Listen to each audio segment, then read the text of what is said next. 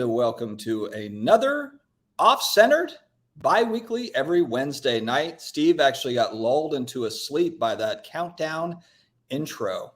Can you really blame him? Steve, what's going on, man? Well, 3 weeks in a row, I've tried to fight off the intro music, but tonight it's been a long, tiring day. That music hit, man, about rocked me to sleep. But what's up, man? It's been a while. I know. I feel like normally we talk quite a bit, but the last couple of weeks you've been, well, obviously I've been busy, and then you've been busy with work and then home renovations, all sorts of different things you got going on.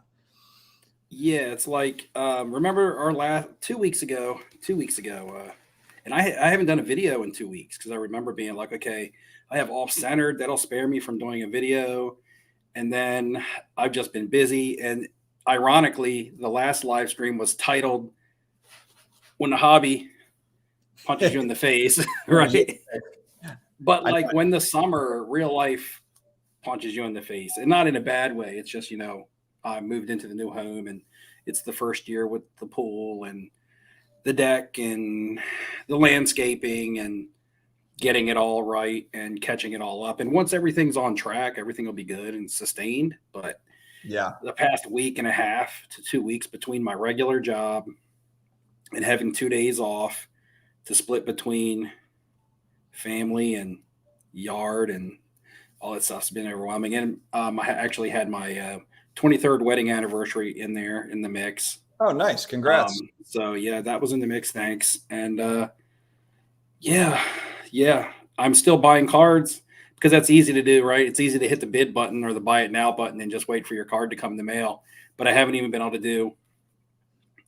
I guess I could squeeze. Usually I squeeze my videos in when I'm driving to work, but you can't do a mail day when you're driving to work, so it's kind of like that. But who wants to see mail days these days anyway, right? Those videos are boring. So it's funny how that is. You would think, well, you always hear like, I want to see, cards shown and all that stuff. And anytime I show cards, nobody watches. They'll watch when I do some sort of news stuff. But yeah, I mix those in. I mix those in when I can. I did a live stream last night because my oldest son, he's on the varsity baseball team and they're in the state playoffs. I couldn't go to the game because it was literally like on the other side of the state. It's a 3-hour drive over to this game. They won 9-0. So they're moving on. So hopefully I'm planning to attend his game on Friday, but it's basically like one and done. If you're out, it's single elimination. So yeah, hopefully he'll continue to keep that going. Let's say hi to some people. Michael Ham Bone. What is going on, brother? Ham. I think that's the new cadence. It's like you hit the ham bone and then I hit the ham, like to praise Jesus.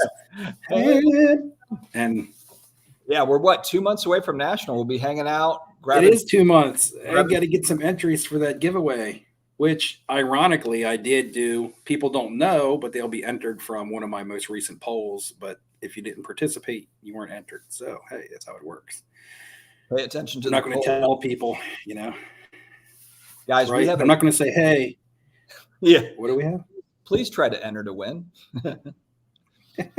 Also, I just noticed there's Bible verses on my mug. I'm not trying to be overly religious, guys. I just grabbed literally the largest mug I could find in the kitchen to put coffee in it. So I'm not trying to preach at you or anything. If you're into it, great. If you're not, then no worries there. So we got Michael Ham. We got Orlando, A Collector's Dream. Great YouTube channel. Check him out. Great collection. Spokane Cole. What's going on? Contender Sports on Instagram. Check him out. What's going on, Contender Sports? Oh, the chat's moving on me. And guys, we do have a couple of topics that we've got planned, but if there's other things that you want to talk about, throw it in the chat. We're feeding off the chat today like a trough, like pigs in the trough. So feel free to throw in topics that you want to chat about. It's wide open tonight. Michael Stone, what is going on? No special guests tonight that I know of. We'll see, but I don't think so. We'll see. Pre-show meditation. Brandon, right? I didn't do any. I didn't have time to do any pre-show hot tubbing, so I'm not quite on my game tonight.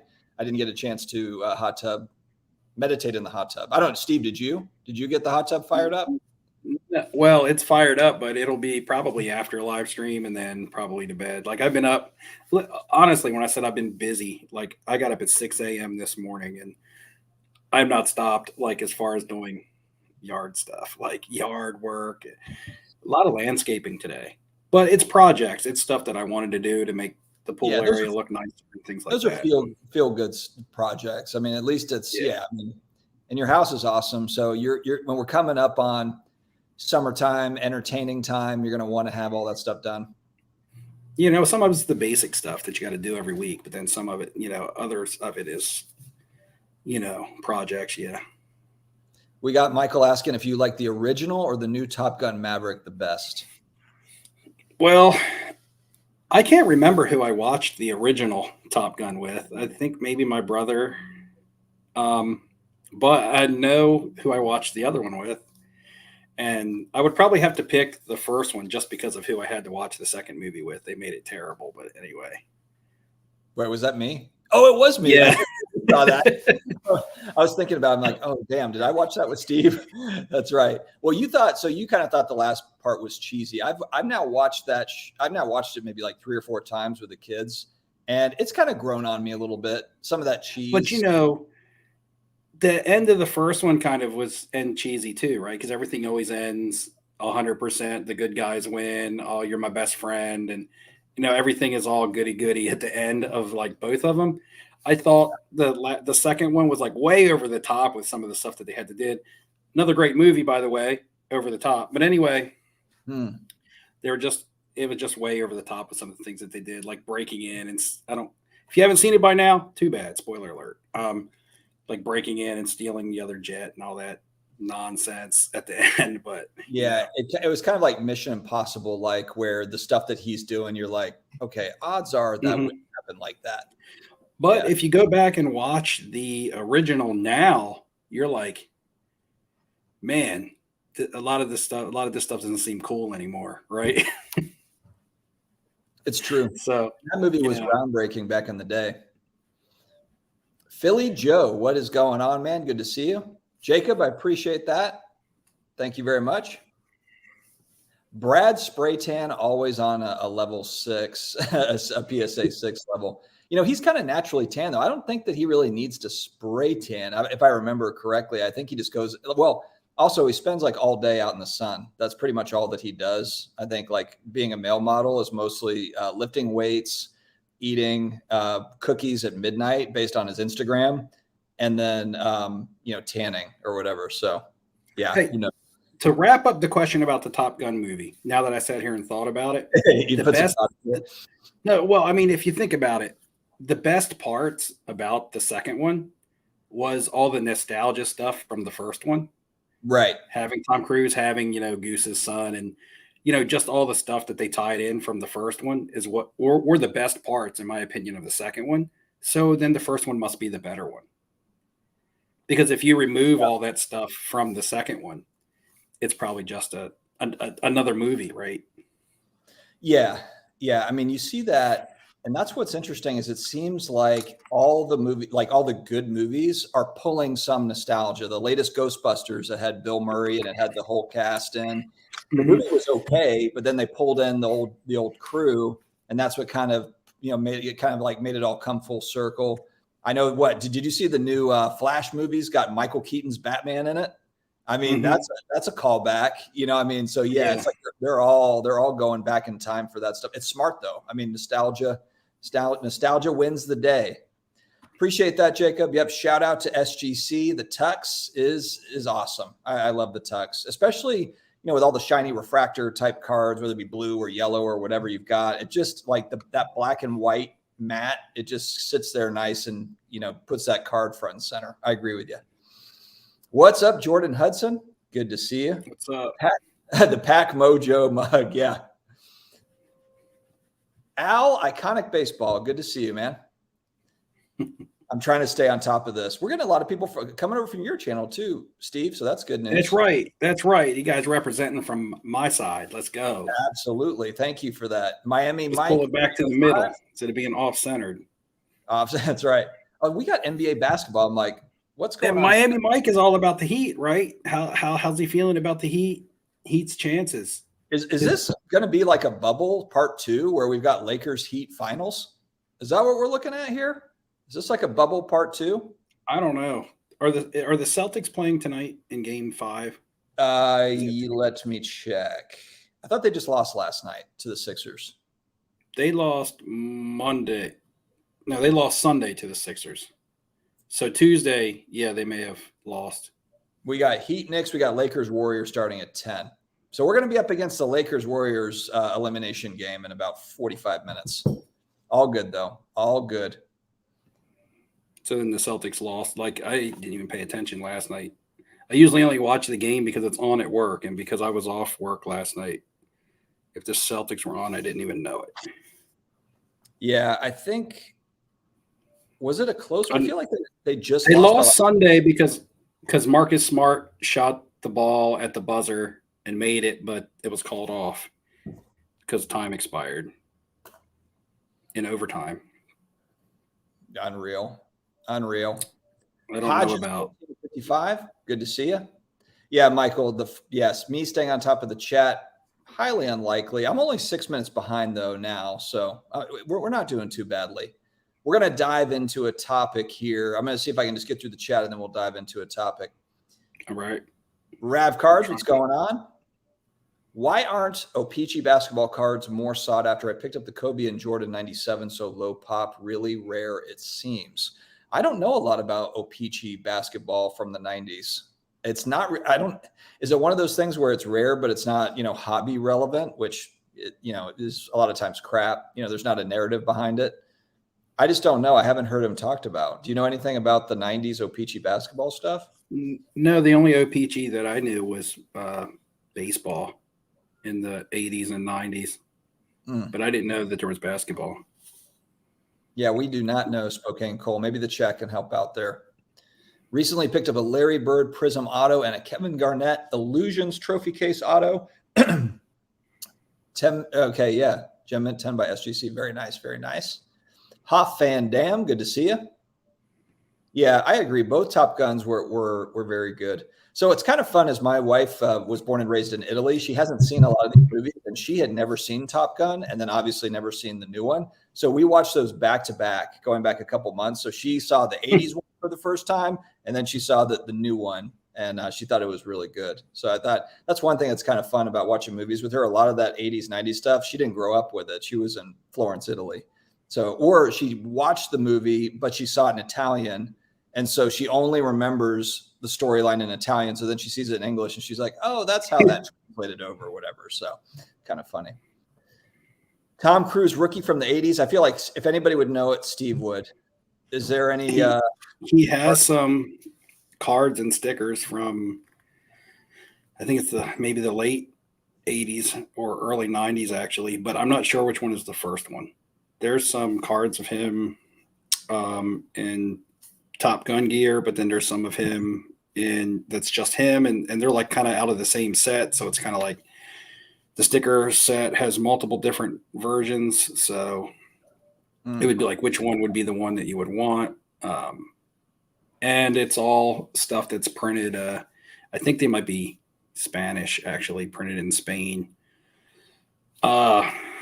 In this closet back over here, I probably have a couple because I have a bunch of stickers and it's stuff that's not graded. So it's not easy for me to access. It's like in boxes. So interesting. Very cool. Jordan, is that a real question when the second one ever better than the first one? True. Yeah, I know. It's hard to pull that off. Hard to pull it off. Let's see some horrific plane crashes. Beverly Hills Cop 2. That's actually a good movie. You're right. You're right. Oh, Tremors. Yeah, Tremors and Critters. Go watch Critters and watch Tremors. Watch them back to back. Classics. Absolute classics. Tremor is awesome. Who was in?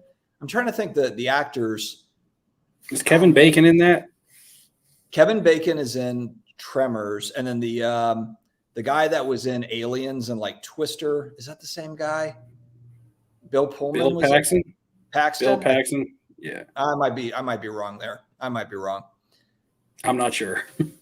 Mr. Strickland and Top Gun. I'm not interested. Fair enough, right? First movie I remember Bill Paxton in was Chet in Weird Science. If anybody's seen Weird Science from like the 80s, he was like the older brother. That was like Well, wasn't asshole. Paxton the only guy that's gone up against like an alien, a predator, and a Terminator or something like that? Oh, There's maybe. there's some meme. Yeah. Beetlejuice 2, I will be there opening night for Beetlejuice 2. I can't wait for it. If that's, I didn't see that. I saw a poster online, but I didn't know if that was a real thing or not. But it obviously has to be Michael Keaton. I hope that it's Michael Keaton. It's got to be. Can't be anybody Gotta else. be. Can't be anybody else. Hell, he's doing his Batman thing. He's like, hell, I'll go ahead and just do Beetlejuice. I'll just go and do all of them. Let's just go back through and Yeah, run it. but he's in Marvel also because he plays the Vulture. So it's like he's playing Yeah. in DC and Marvel movies. Making those paychecks. Yeah, it's true, Michael Stone. There's just so much 80s nostalgia stuff. It's endless. The better half wants to see Fast X. Reluctantly, I'll probably go to see it. Is that Fast and the Furious 10? Is that what that is? I haven't watched 6? those. Maybe the first one. I know. Fast and Furious, I didn't keep up with really. I stopped after like Tokyo, I think like the third one or something. Vin Diesel's starting to get a little, he's it's like, is he really still that guy? I don't know. Speaking of Vin Diesel, I saw the new Guardians of the Galaxy last night. That is one thing my wife and I went and saw a movie. We went and saw the new Guardians of the Galaxy last night. And last week we went and saw the Super Mario Brothers movie. Saw the Mario Brothers movie. That was great. I figured you probably had seen that. Whole family went.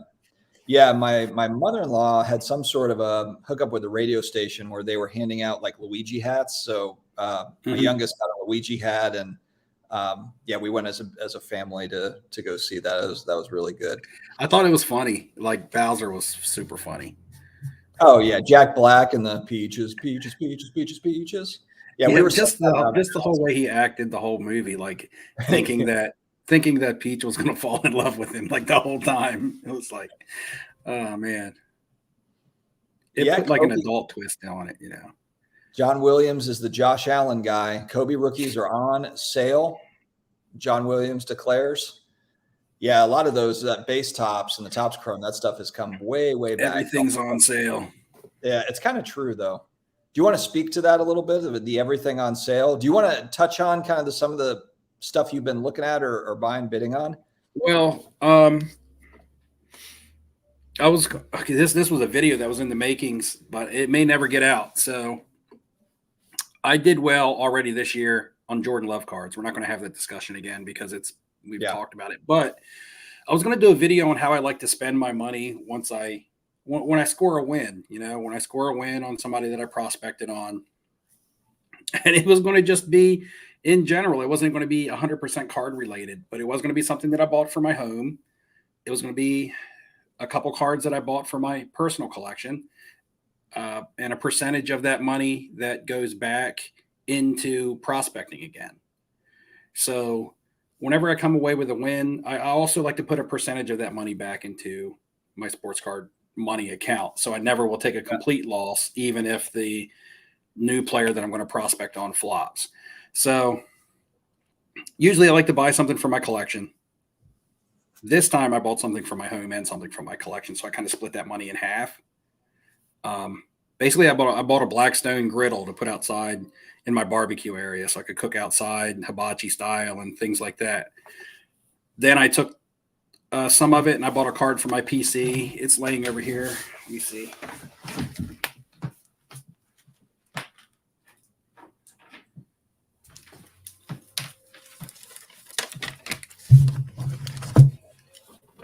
I bought a Focus Frank Robinson. Okay, we lost focus because I moved, but there it goes. Yeah, it's back. Got the Frank Robinson 57 and a PSA 5. I got this on a good deal off Instagram. Somebody reached out to me because they knew that I was looking for one. And so that was for the PC / put away for a while cards. So I finally got the Frank Robinson. Not finally, like it's hard to hunt that card down, but it had the stuff that I want. Good centering, good surface. I was looking for a PSA 6, but I found a PSA 5 with good centering and good surface. Kind of like the way you were when you were looking for your Bart Star. You were looking for a certain grade, but then when you found one in a little bit of a lower grade that presented well, and you were able to get it at a little bit of a discounted price because it was a lower grade. And then I rolled some of that money back up into some more prospecting. I'll just leave it at that because I don't talk that much about the players that I'm prospecting on anymore. Right. I used to just because I was like, hey, this is what I'm doing. This is it. I talk about the stuff that I'm actually buying, or I buy the stuff that I'm talking about. I don't just talk about it and pump it up.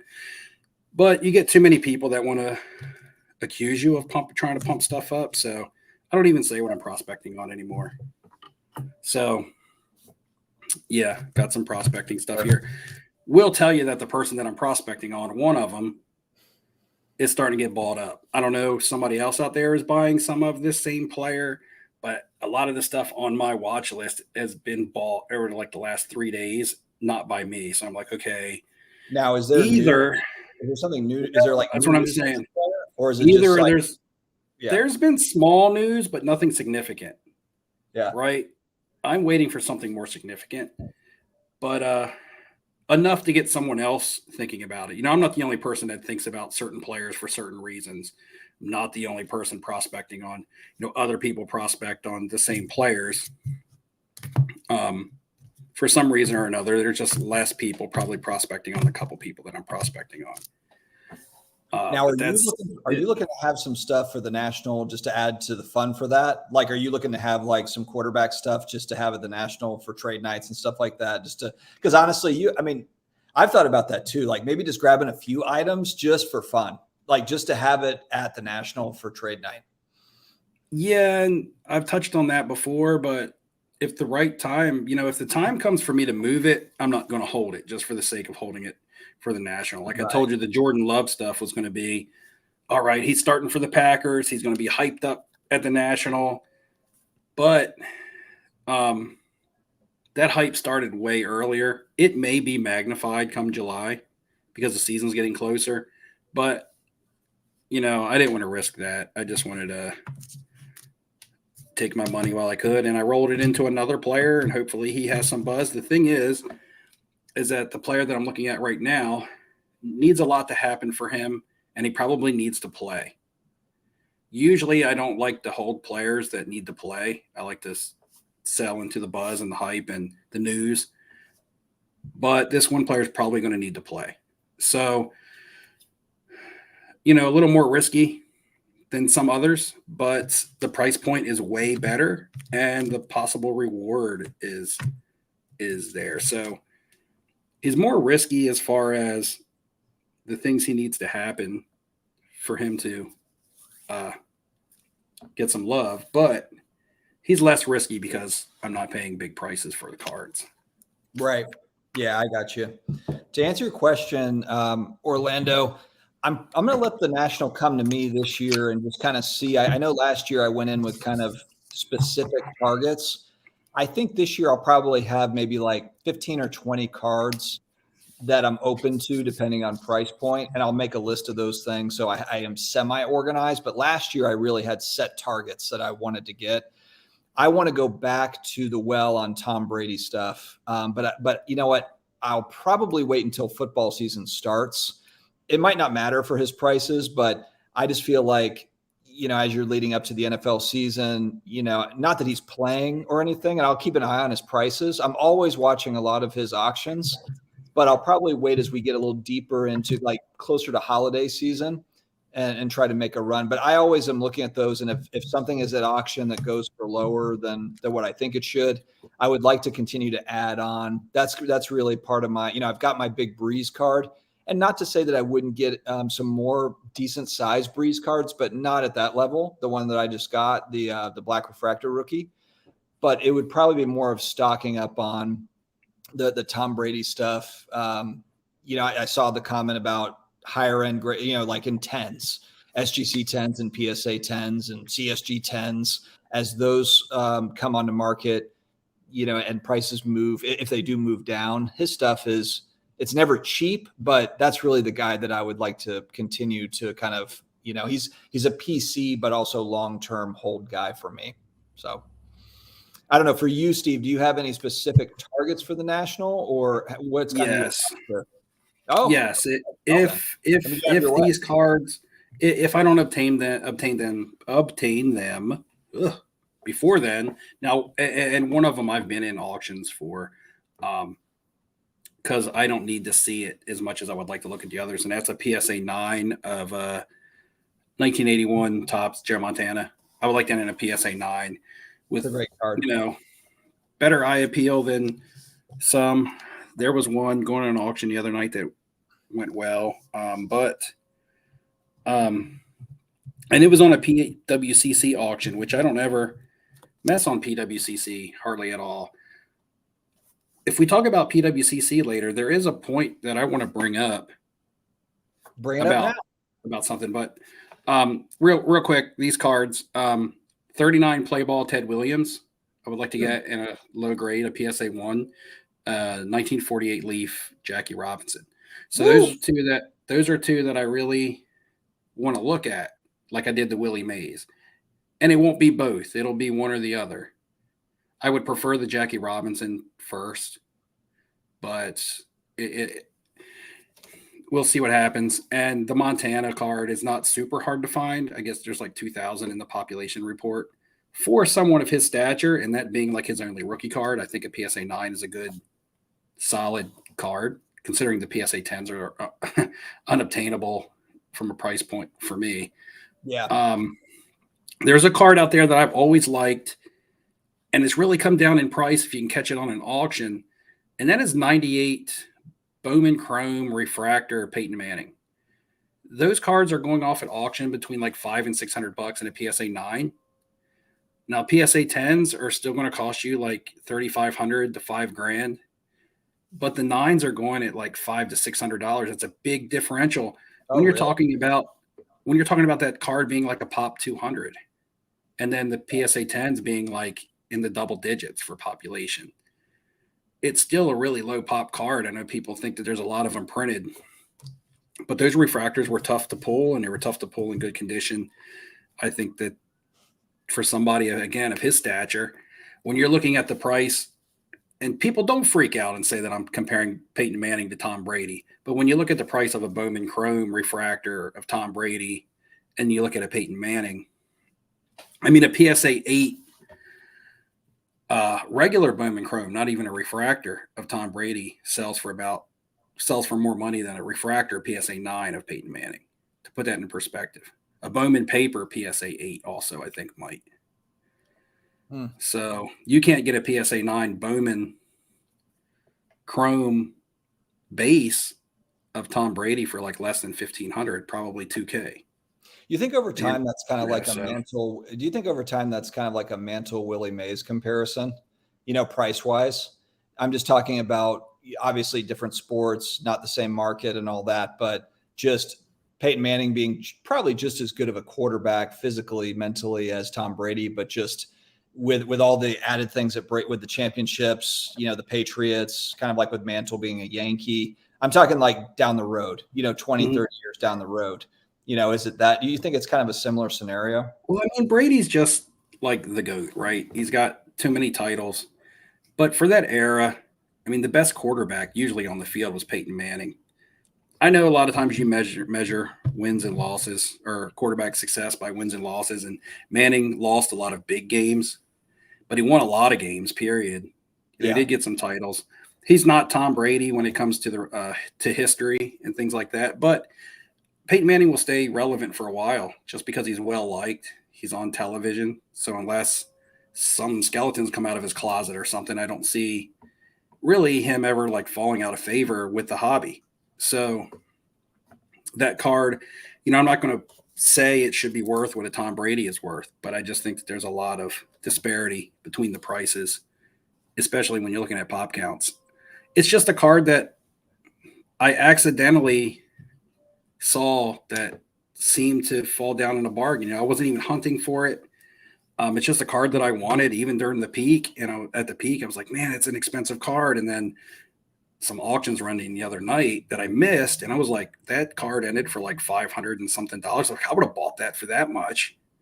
Now, if you try to if you try to go on eBay and get a buy it now, you're not going to get it for that price. But you got to get in on the auctions. But maybe that's a card I can get at the National. I mean, there's a BGS 9 with good subgrades sitting on eBay right now for 800, buy it now or best offer. So if I really wanted one right now, I would throw an offer at that BGS 9. But I just think it's a good safe card to buy at that type of price. He's a 5-time MVP. Nobody's ever done that. Aaron Rodgers has won 4. I think Jim Brown won 4 as a running back, maybe. But yeah, there's no doubt. Tie in the you had a PWCC thought. Why don't you just tie that in now while we're talking about it? Oh yeah, so the PWCC thought. So PWCC was having the layoffs. I know this because of other videos or whatever. I don't know 100% of the details because I didn't really research it because I don't do a video on it. I just know what I hear. I don't know what their standing is as a business. I don't know if they're still going to be around for a long term, if they're in trouble. I really don't know. I don't know what their bottom line is. But a thought that I had was PWCC, they put a additional grade on, say, a vintage card or any card. Usually it's a vintage card, of their opinion, of what the condition is, what the eye appeal is. They give it an eye appeal grade if they think it's a top 15%, top 10%. They put an additional grade on it. And those cards, whether people like it or not or agree with it or not, for the most part, those cards do draw a bit of a premium over something that doesn't have a PWCC eye appeal additional grade on it. And this is not a pitch for PWCC, because my question is that if PWCC was to be no more, would those additional eye appeal grades be obsolete at that point? Are they important now? And do people look at them now and say, hey, that card's going to get a premium because PWCC says the eye appeal is top 15%? And it happens. It does. I watch auctions on vintage cards all the time. But what if PWCC was to be gone in 10 years from now? Does your PWCC additional eye appeal grade still hold the value that it holds today for a company that may no longer be around? Is it their grade or is it the Mike Baker thing? No, not the Mike Baker is a whole different thing. They put like an A or an E or something like sticker on the back. Okay. And they will draw anywhere from 20 to 40% sometimes additional. And it could just be a marketing ploy by them. Of course, they're going to try to get the max money out of all their auctions, whether they're throwing some marketing gig on there or if they're shilling or whatever they're doing. I don't know. Not a PWCC person. But I've seen those cards. I've owned an Oscar Robertson 61 Fleer, and I sold that at the Atlanta show, and it had one of those PWCC secondary opinions on it. And I was able to use that also to sell that one for more. So I've had firsthand experience selling one. But what I'm saying is, if I buy a card now, and I'm like, wow, that has a PWCC modifier on it. It's going to go for a little bit more than a basic auction. It's going to hold a little bit more value because a majority or a lot of the market sees it as being more valuable with that sticker on it. But what happens a year, 2, 3 from now, if PWCC isn't around, that extra money that you spend on that card for that secondary opinion, well, at this point, it's a third opinion because the grading company's already looked at it. My question is, does it now become obsolete? Do people, do you say, well, this, if I'm trying to sell one, do I say, well, PWCC said that this is top 15% eye appeal? Is someone going to look at that and say, oh yeah, you're right? Or is somebody going to look at that and say, who gives a shit about PWCC? They no longer exist. There is people who will say that now. I get it. But I'm talking about a higher percentage of people. It's like, will the hobby recognize it or not recognize it? And that's the part I guess we don't know. It's a risk, though. You're right. I mean, it's a risk. Right. And the thing is, and I know a lot of people in the comments are going to say that's silly, it's a stupid, it's a gimmick. And I get that. I understand that. There's lots of silly, gimmicky things in the hobby that we don't necessarily agree with or think add value to something. but there's a lot of people that do because everybody doesn't think alike. But I'm just wondering if it changes it to shift to where more people look at it as if they don't really care. I mean, to me, I like my own eye appeal. Like I showed a Frank Robinson rookie card earlier. It had what I said specifically. I said this has what I'm looking for in a vintage card. I don't care if it has what Pete motorcycle. I don't have. Motorcycle I don't. Yeah, right. At Steve's house. I don't care if it has what PWCC is looking for in a card. I care that it has what I'm looking for in a card. I'm just bringing this up as a hypothetical question because people will spend or will put premiums on them right now. I'm just wondering if it's something that draws a premium if PWCC was to. Yeah, that's an interesting take. Travis is hitting you up. Are you interested in partnering up and buying collections, vintage collections, 55 to 60? Is that your possibly, Travis? Possibly. I mean, it all depends, on how much work is involved, because anytime I buy bulk, I consign, or when I want to sell, and bulk to me is 20 cards. If I want to sell 20 cards, I'm going to consign that 20 card lot. That's just me. I'm very limited on what I can do with my time. Yeah. I'm not buying Jameis Winston. I'm not buying Jameis Winston. Jameis Winston. I'm not buying anyone who ever donned the Tampa Bay Buccaneers uniform. And that includes Vinny Testaverde. That includes Tom Brady. That includes Doug Williams. I've got Doug Williams. It includes Steve Young. I'm not buying Steve Young. That includes Brad Johnson. That includes Keyshawn Johnson. This one, so we won't be wandering around as much. That was Atlantic City, J. Mai. So Steve was kind of like, he knew his way around supposedly around Atlantic City, and that's how we just kept walking forever. Look, that's an urban legend. That story that Neo tells is an urban myth. I can't help it if 3 blocks feels like 3 miles to Neo. That's not fair. My fault. The guy needs a wheelchair to go 3 blocks, to be honest. But in Rosemont, Chicago, it's all right there. Like there's food nearby. So I think the thing though is there's going to be a ton of people there though. So it's going to be waiting to get into places or whatever. I mean, it's going to be crazy. I'm already being like, okay, I'm gonna spend one day at the card show and I'm gonna spend all the other 4 nights like just doing other stuff. Really? No, I'm just kidding. But I got you to say really. No, maybe, I don't plan on spending as much time at the show. I say that now. Yeah, you're lying. I say that now, but I don't feel like I'm going to spend as many hours in the show on a per day basis. Because sometimes I'll go to the show when it opens and I'll leave when it starts to close. Yeah. Walking by the same, but. We'll be doing a lot of visiting with people though, too. Like my wife's going to be with me. We'll be walking around, talking, chatting up, talking with a lot of people. So I'll be looking at cards, but I mean, it's also a huge just get together event as well. John Williams. Oh, we got the Fields, the Justin Fields pump in the chat. They're back again. Steve is not sold on Fields.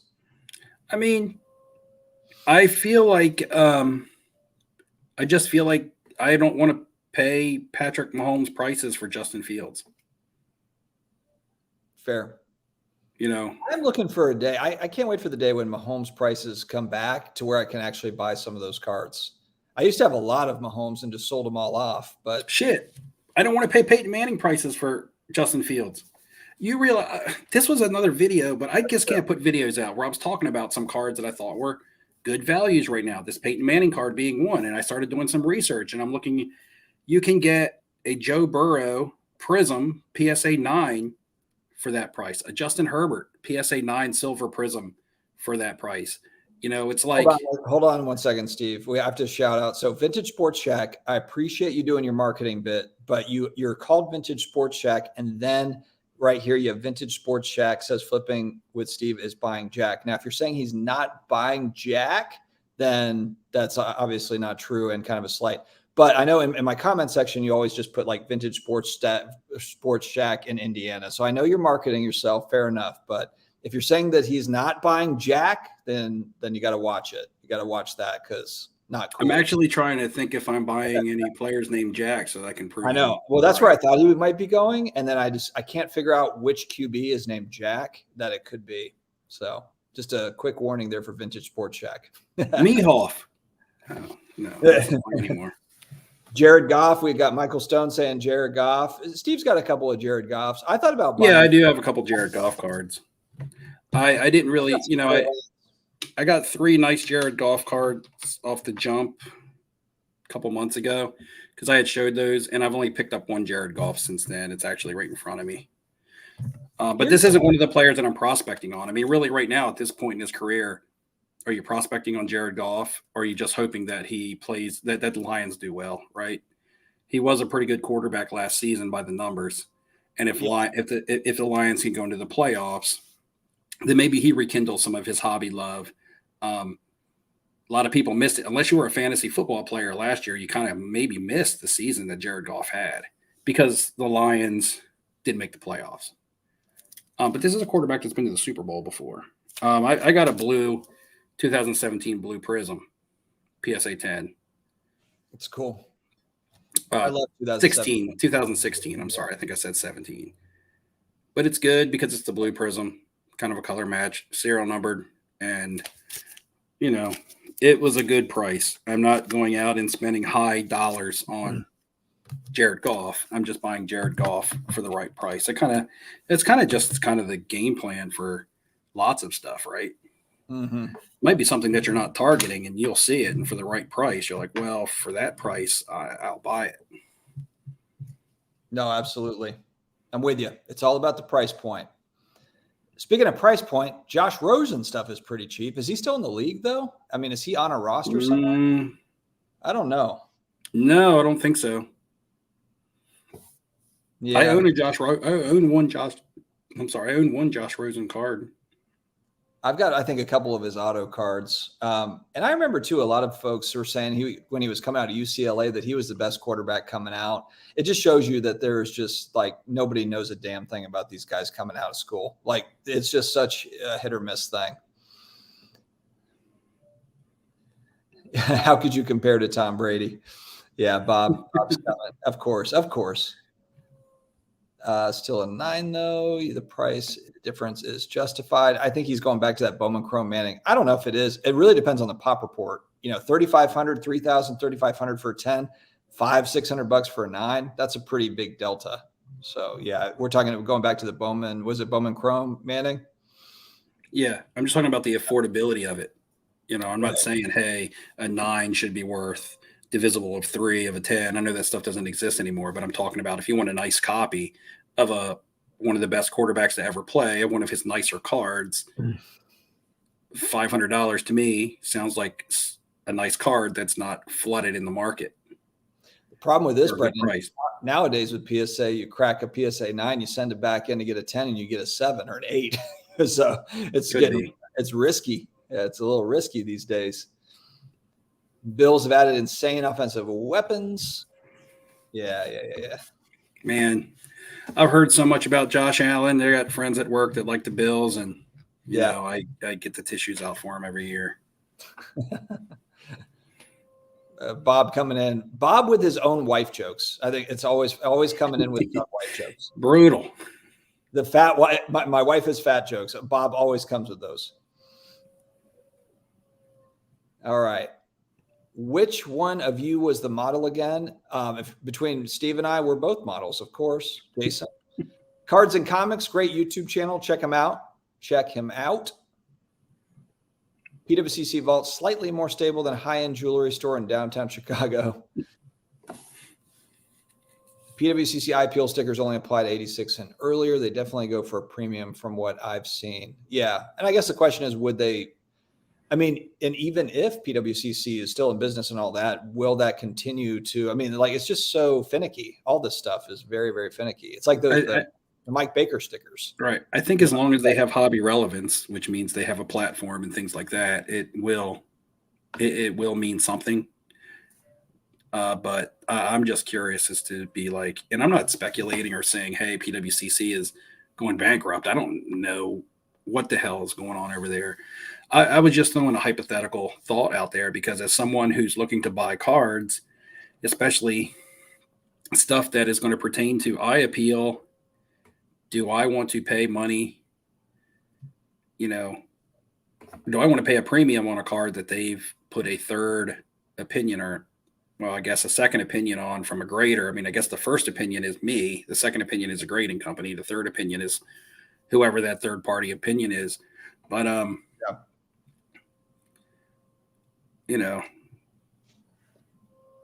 I mean, I was looking at 81 Tops Joe Montana cards. I guess I was looking at them earlier. I was looking on eBay and I was like, well, wonder if PWCC has any there that are about to go off. And, you know, I never looked at PWCC prices until I started using 130 point again for comps, and I realized that they don't just price eBay sales now. They show PWCC and My Slabs and I think Heritage. They show multiple different platforms now on 130 point when you're comping your cards. And Yeah. I was seeing where PWCC prices at some points were like going lower than eBay prices. And then I saw Montana that sold for quite a bit more. And I was like, why did that one sell for so much more than the rest? What's the outlier here? I was like, was it shield or was it legit? But the others weren't shield. The others were selling for right about what comps are going at. And then when I went and looked at the description of the auction, it had like an E on it for their additional eye appeal grade.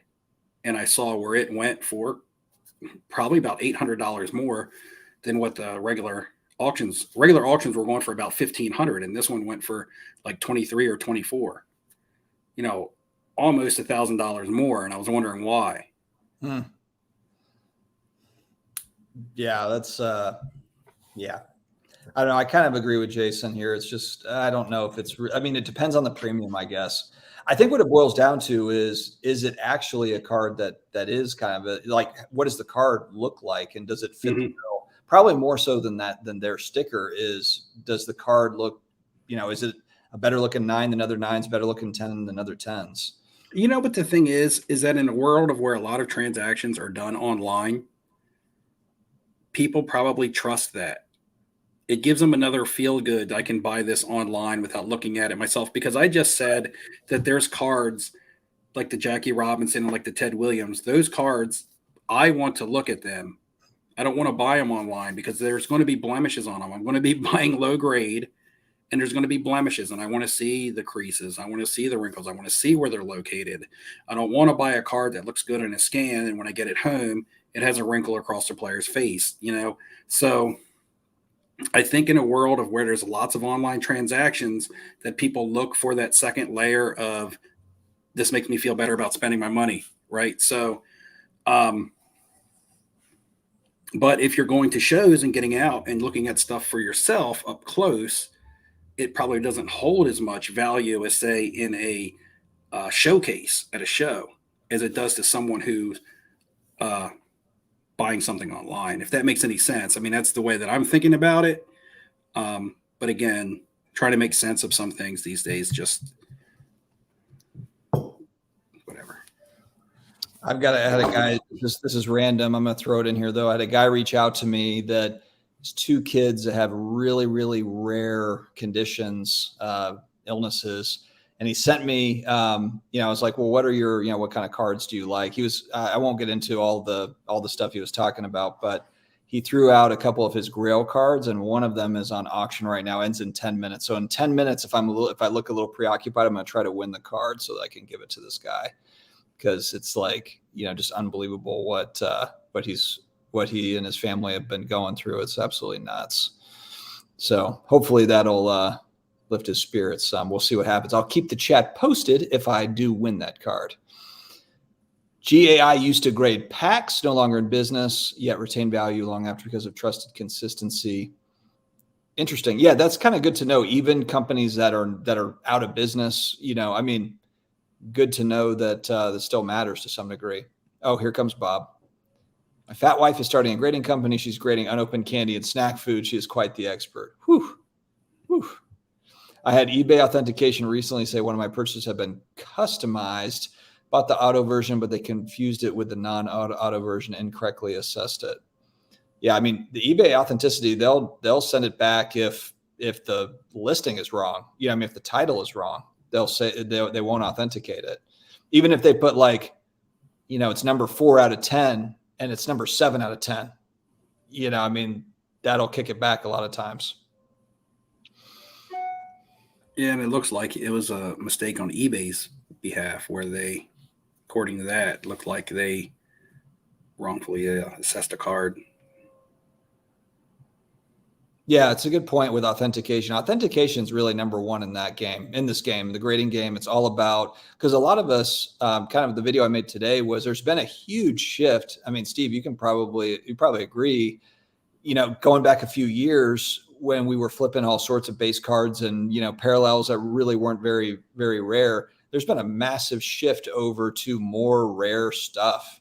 I mean, you can just see it. I mean, just going to card shows, you know, you see display cases that have a variety of different things. And there's a heavy focus. I mean, I don't remember seeing very many, you know, Zion Prism based PSA 10s.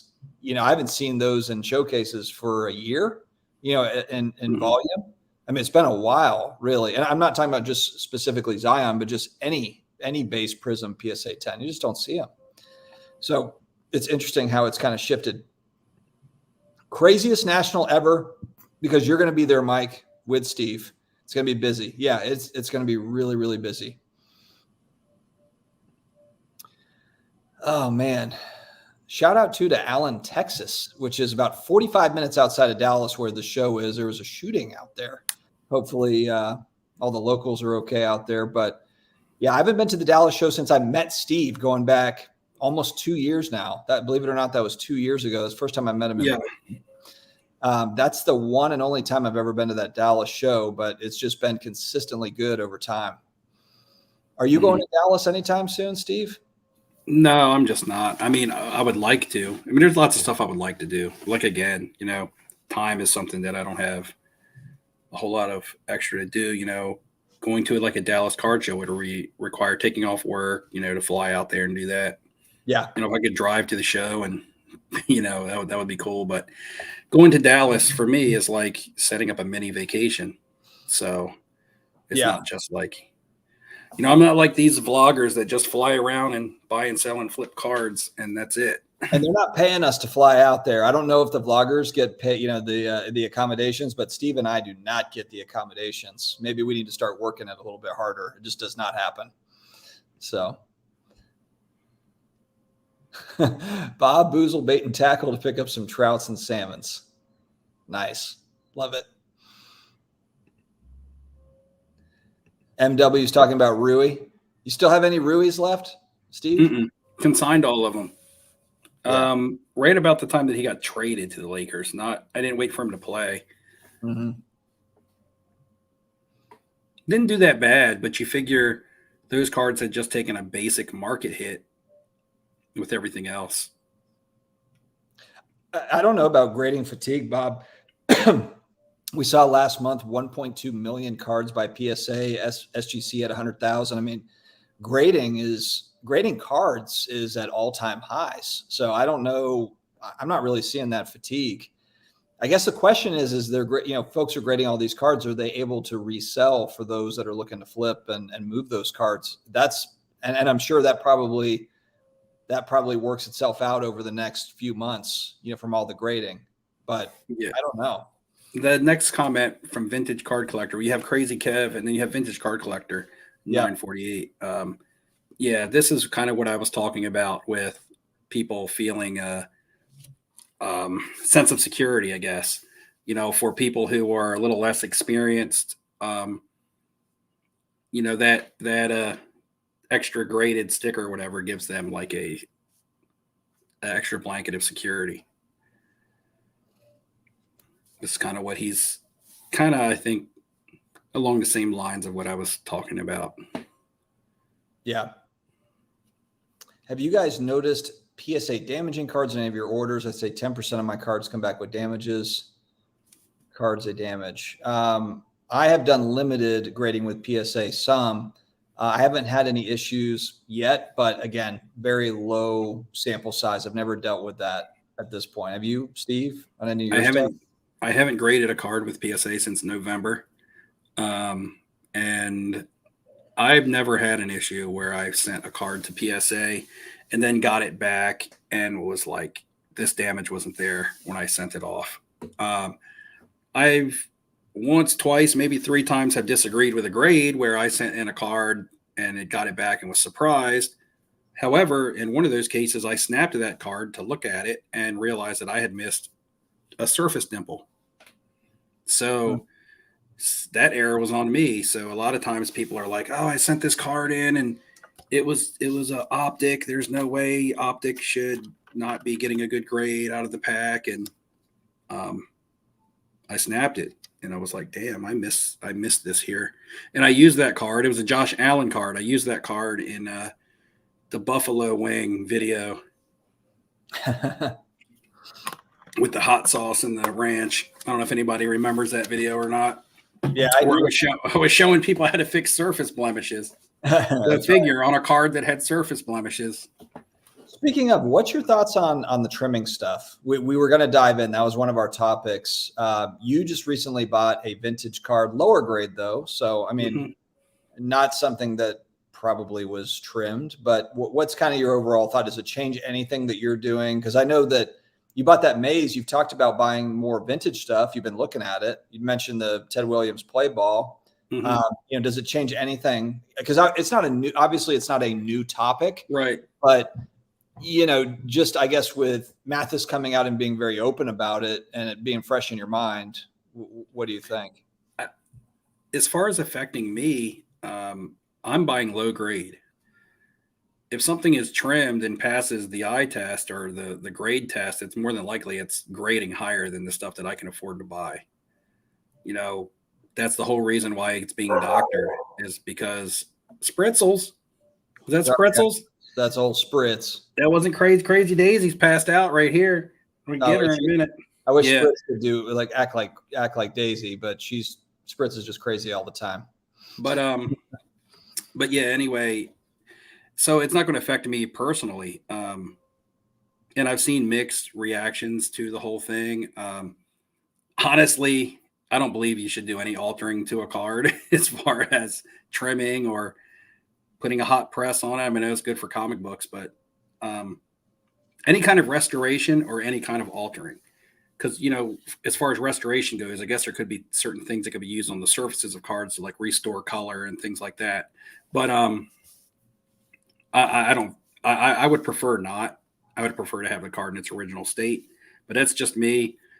And again, it's not going to affect me because if something does pass the test that's been altered or doctored, more than likely it's grading better than a 2, right?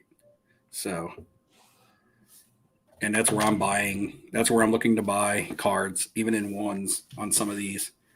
Now you figure a Jackie Robinson 48 leaf in a 1 or a 1.5 is still going to cost you at least $5,000. So it's like, that's wild. I mean, that's nuts. That is nuts. Jay Mai added that BGS, there's big news here. BGS has added a 5th subgrade smell test. Smell test. That's really what's going to separate them, I think, moving forward. BGS making a huge comeback with the smell grade, the smell test. The scratch and sniff. Just be careful not to scratch the surface. There you go. You should be in the marketing. I'm afraid I haven't read this yet. I just put this up on the screen, so hopefully Bob's not going to embarrass me here. Beckett needs to get like electronic like submission for your cards before they do anything. Like I feel like every time I send to Beckett, I have to print out a piece of paper and fill it out with an ink pen and put my wrong address on it. I looked at sending them a submission going back about 6 months maybe. There's a few cards that I thought would be good for them, but just going through their site, even though they've updated their site, it was still difficult for me. It was like, tell us about your cards, type it in. And I was like, it just took me forever to like actually type in, figure out, add it in, figure out all the added charges. I was just like, forget it. I'm just not going to do this. I was like, God, this sucks. Wonder how long Pokemon will retain its dominance in grading. As far as Pokemon cards, Brendan, the number of Pokemon cards being graded is insane. I agree with you there. It's basically half of PSA's business now. Almost half of PSA's business are Pokemon cards. Well, TCG Pokemon, but Pokemon dominating that. I agree. I mean, look, they're making a lot of sets and people are buying them. They're selling. So I guess we'll have to see. But Pokemon is carrying the load here for, it's not just sports cards that people are grading. Pokemon. Bush Leaguers has a hard take on PSA. Victor, trimming is bad, just bad. We can agree there. They can print 1 billion Pokemon cards, but can the grading companies grade 1 billion of them? They're going to try. They're going to try, Bob. They're not backing down to the challenge. That's for sure. Bay Area guy, what's going on? Friend sent in cards just a month ago. When he got to see his first few of the cards he sent, they've been mishandled and showed some damage. I do think it's something that you'll see from all grading companies. There will be damage that does happen. It's just PSA's grading such, they're grading 1 million cards plus a month. It's probably going to happen more with them just based on the volume that they're grading. What's going on, Global? Good to see you, man. Hope all is well down under, my friend. Oh, shoot. I just missed this. No. What's that? No. All right, quick question for the chat. Damn it. Super simple. No right or wrong here. Just tell us what was the last card that you bought, whether for PC. If you bought it for PC, tell it what it is and say it was PC. If you bought it because you're trying to flip it, tell us what it is. And if you bought it to flip. So tell us what you bought and why you bought it. Just quick, though. It doesn't have to be a long paragraph. Card, PC, or flip. Because I've been doing both. So I'm just curious what you guys are doing too. I was trying to bid on that card for the guy and I missed it by a minute and it ended. So the search continues. Oh. So the search, it's a tough card to come across? It's not like crazy rare, but it was at auction at a good price, and it looked like it ended at a good price. So I'm just going to wait for another auction to come. Hopefully, it's not too long, but that stinks. Had a shot at it there. Hopefully, the technology and techniques evolved where they begin to weed these altered cards out. Well, and the problem though is that it's based on what Evan Mathis was saying, is you've got kind of a cabal of people that have been doing it over time. And look, I mean, we saw a year ago, there was Trey Lance stuff that was trimmed, that was in PSA holders. I mean, there's going to be trim cards that make it into holders, but those Trey Lance cards are like 18 months old. I mean, like those are brand new cards that are being trimmed. So it's out there. Yeah.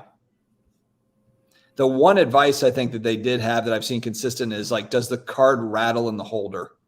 If you've got I guess if there's like a lot of rattle, then maybe there's a chance at some trim. There's a chance. It doesn't necessarily mean that it is, but carbon dating will be a thing. I think that's what Brad's trying to do right now, is some carbon dating over there in LA. He got back to me. I tried to get him on the stream. I streamed last night for a few minutes, and he got back to me like an hour after we went off, but almost got Brad on for a little little hinge date catch up last night. If the new CEO of Beckett has a rat tail hairstyle, then I know that they're turning that ship around immediately. That'll be if he's got a mullet or something, then we're going back to 1988. We're back. We are back. We have them coming in hot with recent purchases, are coming in hot. Driving in a red Fiero. Oh yeah, right. 2-seater. Am I way? Okay, so I'm only. They're just coming in hot. Like I asked a question and everybody's answering. Caesar, what's going on? Oh, Bush Leaguer is kind of an interesting point. You think there's a big bubble in sports cards? Wait until you see what's going to happen in Pokemon. Is there a bubble in Pokemon? It's an interesting take because with all these new products just selling out, people paying a lot on the secondary market, and they are printing a lot of Pokemon cards. So, You might have a point there, Bush Leaguers. You might have a point. Mahomes cracked ice rookie PC. What were you asking, Steve? What's your favorite card? No, I asked it, their last purchase and if it was for PC or if it was for like a potential flip. So his answer is Mahomes cracked ice for the PC. Is that like a Contenders cracked ice or something? Because that is a big card. Kobe the PC for Caesar. Caesar is hiding behind his Pepino Man. He's actually the Pepino Man. Oh, all right, Steve, let's shift gears real quick. What were your thoughts overall on King of Collectibles? Actually, wait, before you answer, let's pull in. Wait, oh, we got Ken Goldin. We got Ken Goldin on the show. Blindsided. How you doing, man? We can barely hear you. You're a little bit low on the volume.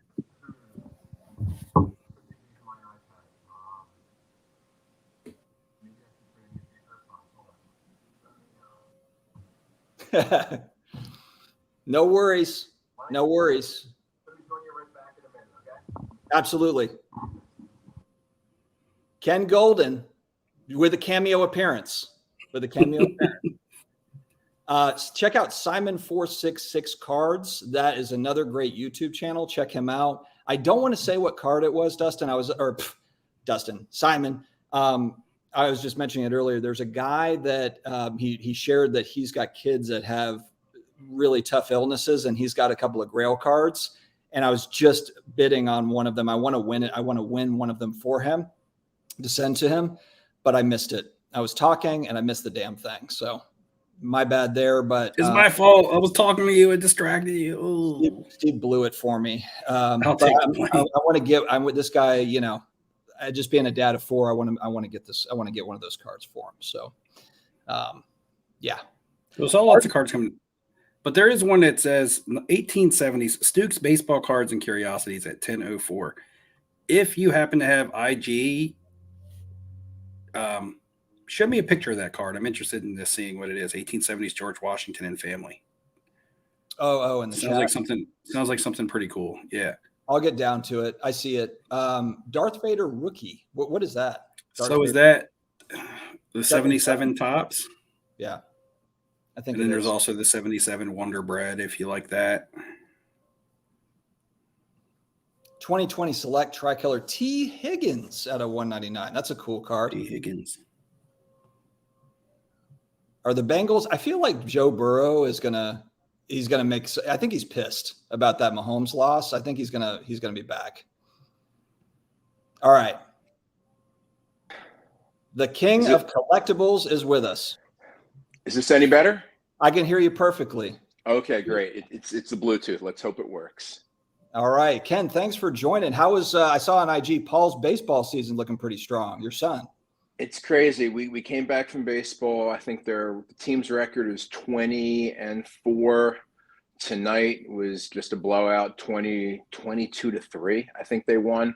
Wow. And I told him I was going to be doing this, and I said, you've got to come on because we're going on. He's like really loves YouTube. Okay, loves YouTube, watches everybody, including you.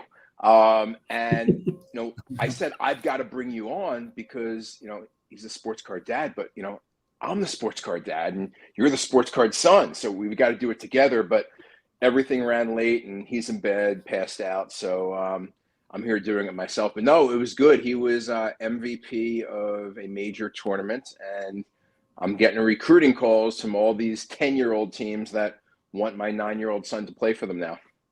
Well, we're going to be buying Paul prospect cards. That's what people say. Yeah. I have to save his jersey. That's awesome, man. All right, King of Collectibles. The show is on fire. I've watched all of it. The one thing I've got a few questions for you, but the big one is you guys had some awesome items there. Were there certain items, or I guess scenes maybe that were cut out that you wish that were left in, or just stuff you could have added in? Sure. I mean, what you have to realize is we filmed enough for like 10 episodes. So there was a lot of stuff that I thought, especially stuff that I was in, and I was really annoyed. I had a newly discovered T206 Wagner that was cut, which I'm like, how the hell can they do this? People complaining to me that, hey, there's no comic books, but there were. I had an Action #1 and I had a Detective 27 first appearance of Batman. That was cut. You know, they what people have to realize, and this is what my executive producers told me. You have to realize my executive producers, just so people understand. I had the guy who came up with the idea for my show was Connor Shell. He came to me at the end of 2020 and said, we have to do a TV series. Now, Connor Shell's pedigree, he's not a known name like Peyton Manning, but he was the head of production for ESPN. So he created the 30 for 30 series, and he created The Last Dance. If you look at The Last Dance, he's the executive producer. He's the creator of the most famous and popular sports documentary of all time. So if he tells you something, you're going to listen. A lot of people came to me about a TV show before. I said, no. He came to me. I said, okay. Then the other guy is Brent Montgomery. People say it has a little bit of a Pawn Stars look. Well, because the creator of Pawn Stars is Wheelhouse, and that's one of my executive producers. And of course, the third is Peyton Manning. But they told me, listen, Ken, the goal in doing these type of series are to get renewed. Netflix wants to look at you as an annuity, you know, as something that they can do for the next 5 years, the next 10 years, if I want to do it, you know, like their version of Pawn Stars. So what you have to do is get past season 1. Let us help you. Let us guide you through season 1 to reach as wide an audience as possible.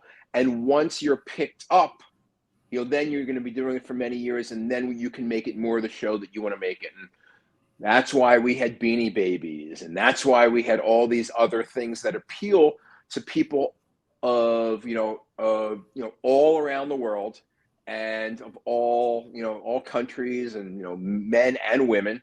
And I think it's been successful. There is one thing I want to say, because I do watch a lot. I do watch some of the better YouTubers on sports cards to get content, to see what they're thinking, like yourself.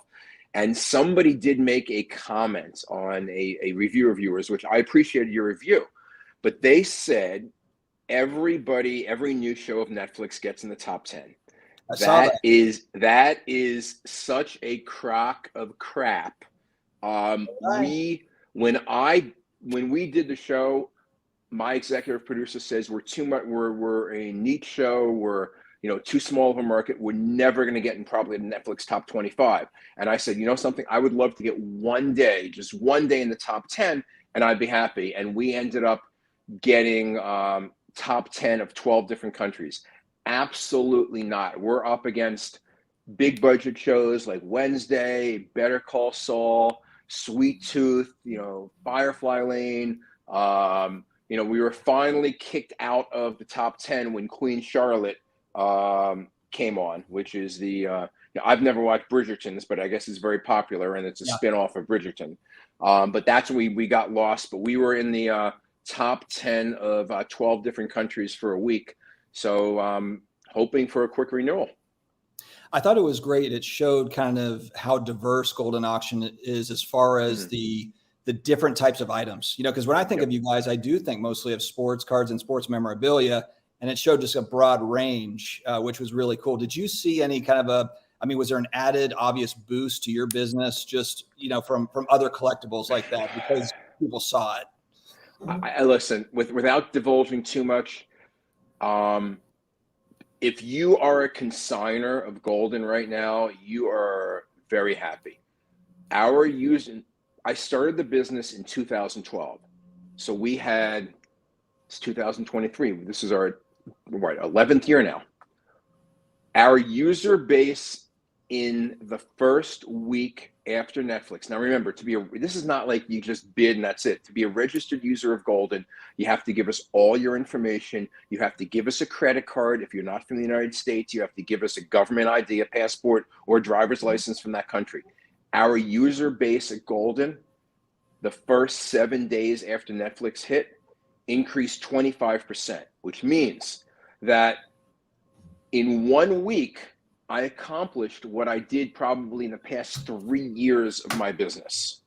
If you look at our Google traffic, we have 12 to 15 times as many people on our website right now than we would have any other ordinary Wednesday night.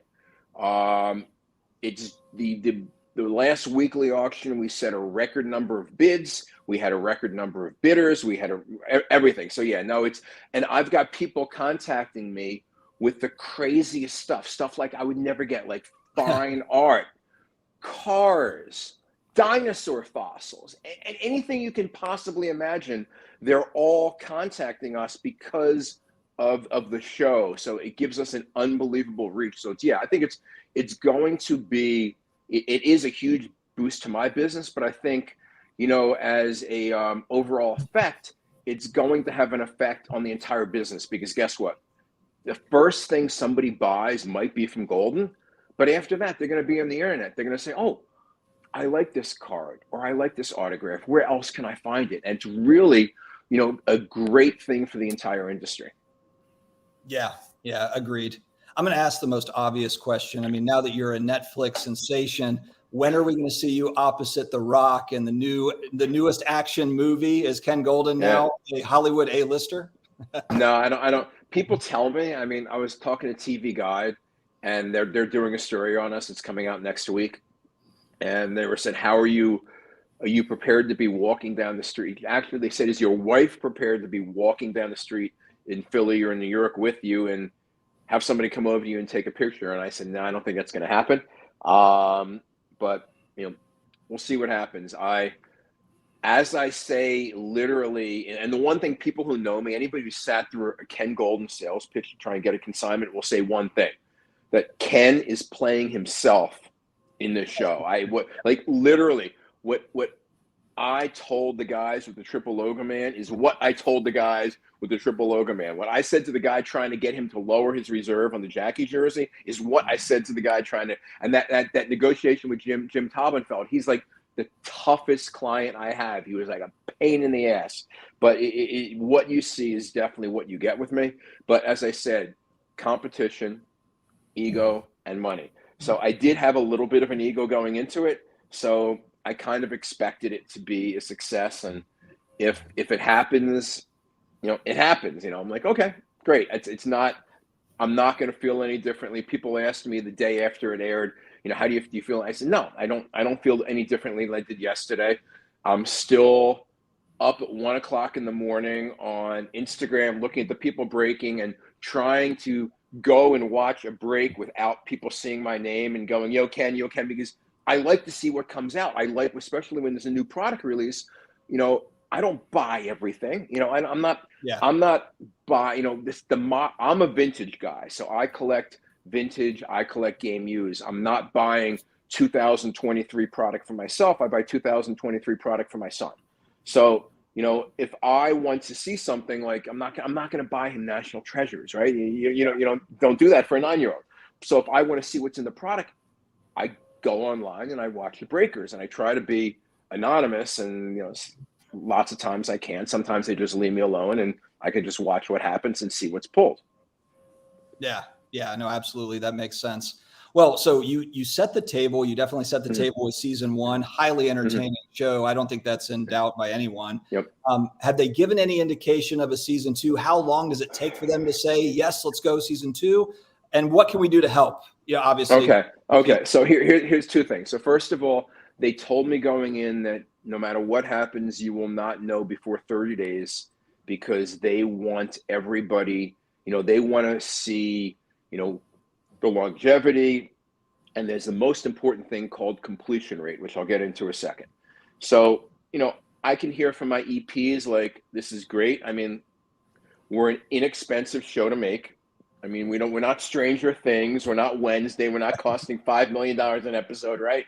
It's like literally setting up cameras at Goldin and setting up a camera in the front seat when I'm driving, in the back seat if I'm driving, or, across from me if I'm on a plane. It's not like, anything spectacular. No special effects. So we're relatively inexpensive. We have limitless content. 5,000 items a week go through Goldin. So it's easy to pick what we want. I can give them 100 items a week and say, okay, you tell me what you like out of these 100 that I like. So, I think we're going to get renewed, but I won't really know. It could be 30 days, it could be 45 days, or they could surprise me and tell me next week. But what the key with Netflix is, they care not only how many people watch it, but they care how many people are, what percent are engaged. So if you go onto Netflix and you open up your Mac or your phone or your TV and you start episode 1, you have to see all 6, and you have to do it as quickly as humanly possible. So if you like the show, if you have something and you want to get on season 2, you want to email me, like literally, like you can go to my Instagram, Ken Goldin, okay? It's at Ken Goldin. You can DM me. You want to email me at ken@goldin.com with a great item. And you want to get on season 2, here's the way to do it. Open up your computer, open up your phone, click on episode 1, and just let them roll over all 6 episodes, because Netflix records what every single viewer watches and for how long. So if they see that you started it and you finished it, it's going to give me like a much higher grade, okay. So and I think the fact that we only have 6 episodes, that it's interesting, that they're fast paced, there's a cliffhanger of everyone, is really going to help us out. Absolutely. I typically have my dog watch my episodes every day, but for the next few weeks, we're just going to keep King of Collectibles rolling, and hopefully. Okay. Ken, thanks for coming on. I mean, look, you're a busy guy. I appreciate you taking the time. Is there anything else that you wanted to shout out, but before heading out? No, listen, I enjoy your content. Paul enjoys your content. Thanks for having me on. I'm always open to ideas. I mean, if people watch the show and they say, hey, wouldn't it be cool if you can get this? Wouldn't it be cool if you can do this? I like this. I didn't like this. I do read every single email I get, and I'm still at the point where I do not have anybody screen my social media messages. I do, at some point they will be too overwhelming, but I still try and read every single thing. This is the only way I've ever made money my entire life since I was 12 years old. I've never made a penny any other way except in the sports card and memorabilia industry. So I hope that everybody is rooting for the show to be a success, and we want it to be both as entertaining as possible, but also as educational as possible, and that's Alex Jaimo's job, is to educate everybody who is not educated as to what the hell is going on when we're doing it. Yeah, no, fair enough. It was highly entertaining, and you guys have so much you can build on too. I mean, as far as building out the characters, you've got interesting folks, in your office on the show. So hopefully we see 10 seasons of it. I'll be working on it at my house. Everybody that's watching, make sure you're doing the same. Great. Thank you so much, Greg. Thank you, Dustin. Thanks for having us. All right. Thanks, Ken. See ya. Take it easy. Yep. Bye. Steve, we are back. We had a little cameo appearance there. I wasn't quite sure if Ken was going to be able to make it, so that's why we didn't announce the mystery guest necessarily. He's obviously a busy dude. I wasn't prepared. Yeah. I told Steve before we came on that it was possible. So don't even act like you had no idea. I mean, I didn't have anything to talk about. Like, I guess I got to go watch the Netflix show now. You have to run it on repeat over and over and over. It's actually, but being serious, it's highly entertaining. It's a very good show. It's well done. All right, guys, let's continue on. We got a little Ken Goldin on the show, guys. Don't sleep on the sports card dad. We got tricks up our sleeve. You never know what's coming on Off-Centered. We might bring it on anybody. That's why you got to tune in. All right, so we're going back to the cards. Is this the George Washington you were talking about, the 1870s? George Washington family? Yeah. If there's if he's on Insta, he can just show me a photo of that if possible. I'm just interested in seeing what it looks like. Michael Stone with it. Man, people are sneakily getting into Frank Robinson. Frank Robinson is, I think he's just, underrated all over the place. Well, yeah. People like really, really good players that are affordable. Like, when you look at his accolades and then you look at other people's accolades and you're like, man, this guy's like a top 25 player ever. He's, done historical things, and his cards are just like a fraction of the cost of the others. Kind of like I was talking about with Peyton Manning earlier. Like, same thing. Yeah. Affordable is fun. It's true when you can get great players. Yeah, absolutely, for good prices. Which has not been easy to do over the last few years. We're getting back there though. Buy high end and trade down for cards plus cash equals chasing. Willie McGahee. For some reason, I read this as Willie McGinnis, and I was thinking that sounds pretty cool. Willis McGahee. 2019 Topps Chrome Pink Refractor, Pete Alonso PSA 10 for the PC. Isn't Pete Alonso having a crazy year? Didn't he have like 50 home runs going back like 3 years? And then he kind of like, was a little quiet. And then now he came out killing it. I'm not a baseball guy. I think I heard that. Steve doesn't know, obviously. Okay. Steve Kwan, 2022 Topps Update Purple PSA 10. 78 Topps Hockey Lot on Heritage. It's interesting the variety of stuff that people are looking at. A&G mini variation back for $2. Nice. All right. Uncle Scrooge, Kapow, Disney 100 for my PC, the silver. DuckTales, best themes. Well, I shouldn't say best. One of the better theme songs from the animated series, DuckTales. Woohoo. I did a break. I think I told you, but I did a break of that. Kappa or whatever Disney. Oh, I did a live box break, rip it and ship it break. And it was fun. I mean, I didn't get to open the packs myself, but it's the last of any wax / product that I've purchased, for packs, other than, I've just been buying singles, but it was cool. It would have been cool to rip the cards myself, but it was cool just, have somebody do it. PK, you missed it. You missed it, buddy. I sold it. I sold the Prism Silver Luca, the PSA 10, in order to buy the Breeze Topps Chrome autographed refractor that I got. You missed that, bud. Yeah, I did sell it before. I don't know if it's going to go under 1,000. It's just one of those cards where I know I can get another one, whereas this Breeze card, it's a one-of-a-kind card. So it's kind of, and I just looked at my collection. It was like, what's the most vulnerable card that I have that's worth a decent amount? And it was that one. It just seemed like an easy one to move off of. Not easy in the sense that I wanted to, because I love that card. I love how it looks. And like I said, I'll get another one, especially if it drops under $1,000 for sure. For sure. Jamal Crawford jersey shoot. Now I'm 25 minutes behind on the chat. Let's see if all right. Let's be real. If it passes the graders test, doesn't matter if you can't tell what's the big deal. It's kind of the whole point of the graders in the first place, for a lot of people. So I don't blame folks. I mean, if you don't know, there's no, what I say, what you don't know won't hurt you, right? Have you ever heard that saying before?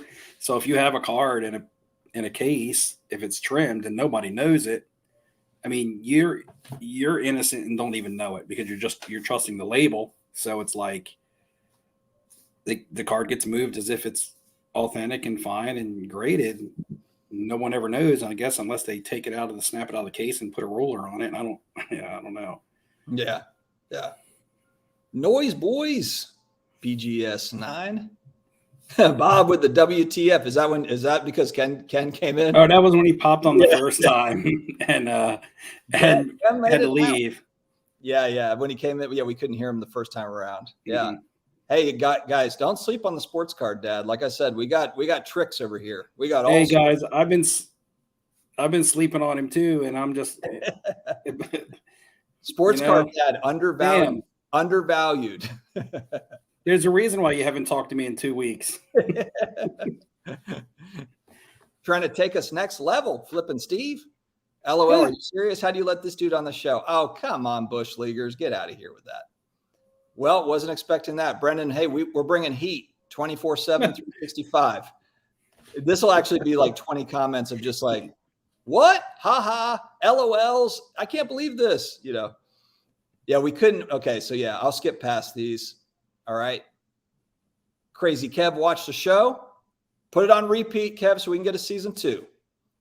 Bargain Boxer with his signature grading is a scam line. Hold on. And now, you know what? We're up against the Lakers Warriors now, I think, right? They started at 10. Would you rather LeBron's stuff or us? Like, come on. It won't be good until like the last 3 minutes. It's the only part that means anything.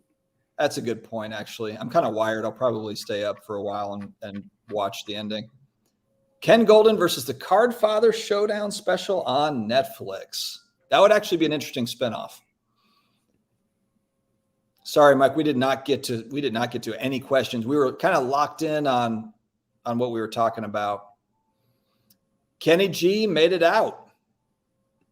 Yeah, it's worth it. It's entertaining. I mean, sure, you can. I had a couple of little things that, maybe tweak or whatever, or just stuff I'd like to see that they can hopefully build on. But overall, it's fast-paced, entertaining show. I mean, you can't not, and it's collectible stuff. You can't not enjoy it. It's entertaining. Yeah, we didn't get to the question. Sorry, Andrew. Okay. I don't even think I said one word. Yeah, I told Steve the second that Ken comes on, just be very quiet. Just be quiet.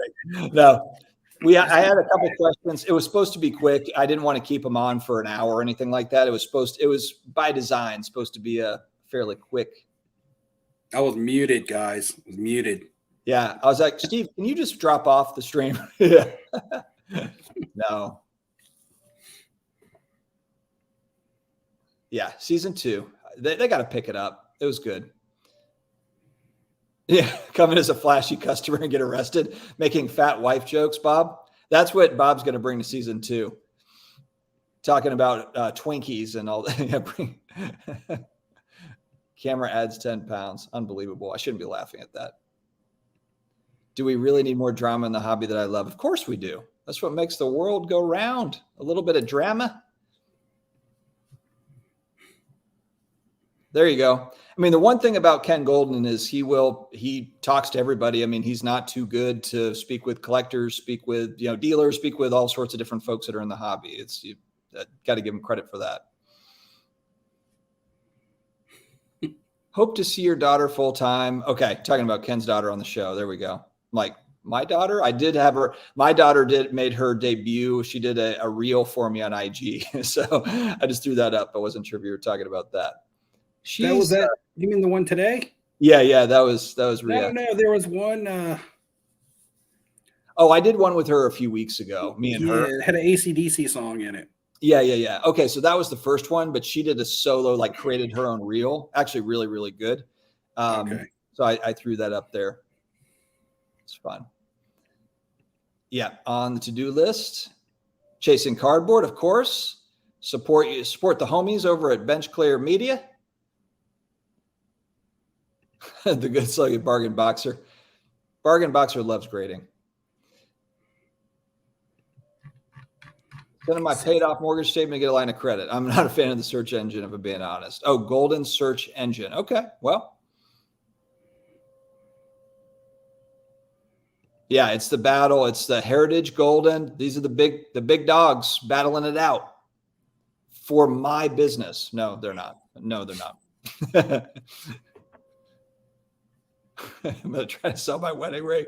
Yeah, now that they have all this range, Bob, you can, Bob's sending in all sorts of stuff. They can do all sorts of things.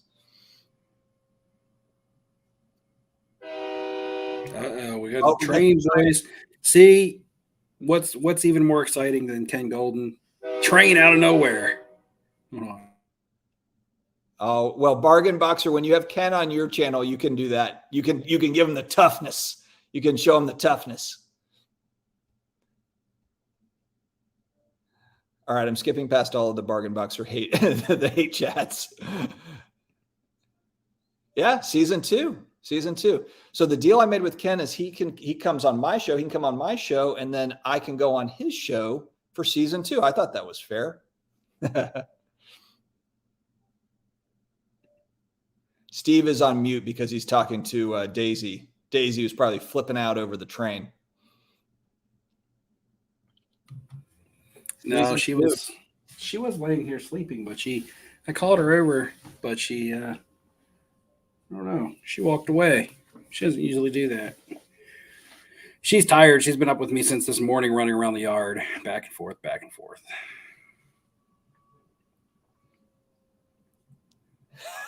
Was Steve holding in vomit during the Ken interview?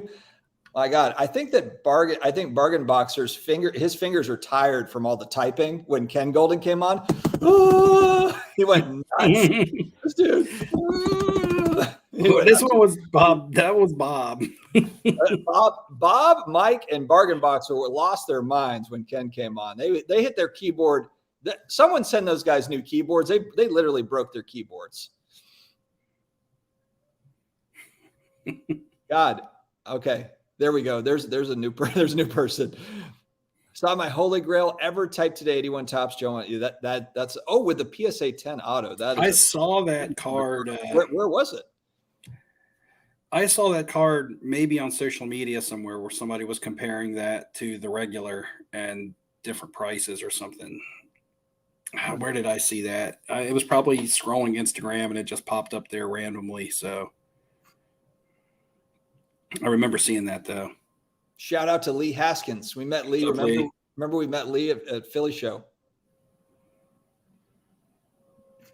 I didn't get an actual 1 of 1, Jordan. I got an eBay 1 of 1, if you will. It's a 2001 Topps Chrome black refractor. And no, it wasn't titled up eBay 1 of 1. It's a 2001 Topps Chrome black refractor. It's numbered out of 100, but it's signed by Breeze, auto grade 10. And then there's an inscription that reads Cool Breeze on it. So it's a one of a kind card. It's not a 1 of 1 of him though. To me, it's even better, frankly. But yeah, that's the one I got. All right. Pete Alonso, decent buy guy, could probably hit 65 1 year. Is he still with the Mets? Yeah, I think so. Whoa. Read the whole thing, Dustin. Oh, I don't know which one you're talking about, Jordan. We almost need to have next time a comment person. Someone just to go over all the comments. We're starting to get to that point. Or Steve, you just pull them out, shout them out. Be aggressive and shout them out, and then give me the timestamp, and I'll pull it up. Well, you're catching up now. Yeah, I think we're getting there. The Lakers. That was the train sound. That was you finally getting your ass in gear and getting on these comments. Hold that, Michael Jackson, Diana Ross. That's what everybody was really wondering the entire time, really the entire stream, is that Jackson, Diana Ross, Smokey Robinson logo, man, we've been talking about. I buy it. I know Steve would buy it. All right. The train is coming. It's rolling around the bend. I ain't seen the sunshine since I don't know when. That sounds like a song lyric. Steve, do we have a song? Do we recognize? I would need a tune to go with that one. Yeah, I probably know it. And when someone tells me what it is, I'd be like, damn, why did I know it? But I don't know. Another shameless plug for Dallas Card Show. Yeah. I mean, it's a busy show. Out-of-state folks to bring more variety to the ultra-modern crud. Sorry, not sorry. We'll make it back one day. You know, the thing that's so hard is we also, closer to where Steve are, wow, you saw something. I was just reading Bargain Boxer's comment at 10:38 made me laugh out loud on live stream. All right, wait, I'll get to it. Oh man, that was good though. Well, we have really good. It wasn't bad. It's a good one. All right. I mean, he wasn't being mean, which mean is fine. But I mean, where's Dakota? Miss those days when all you guys were together on a live stream. Dustin, yeah, we'll get Neo back on. We'll get Neo on, but Dakota's like gone from retired or to semi-retired to maybe like fully retired to like I don't know what's going on every now and then. He's probably busy. I mean, like I said, I haven't put out a video in 2 weeks, but it's not because I don't want to come on and talk about cards or anything. It's just tough.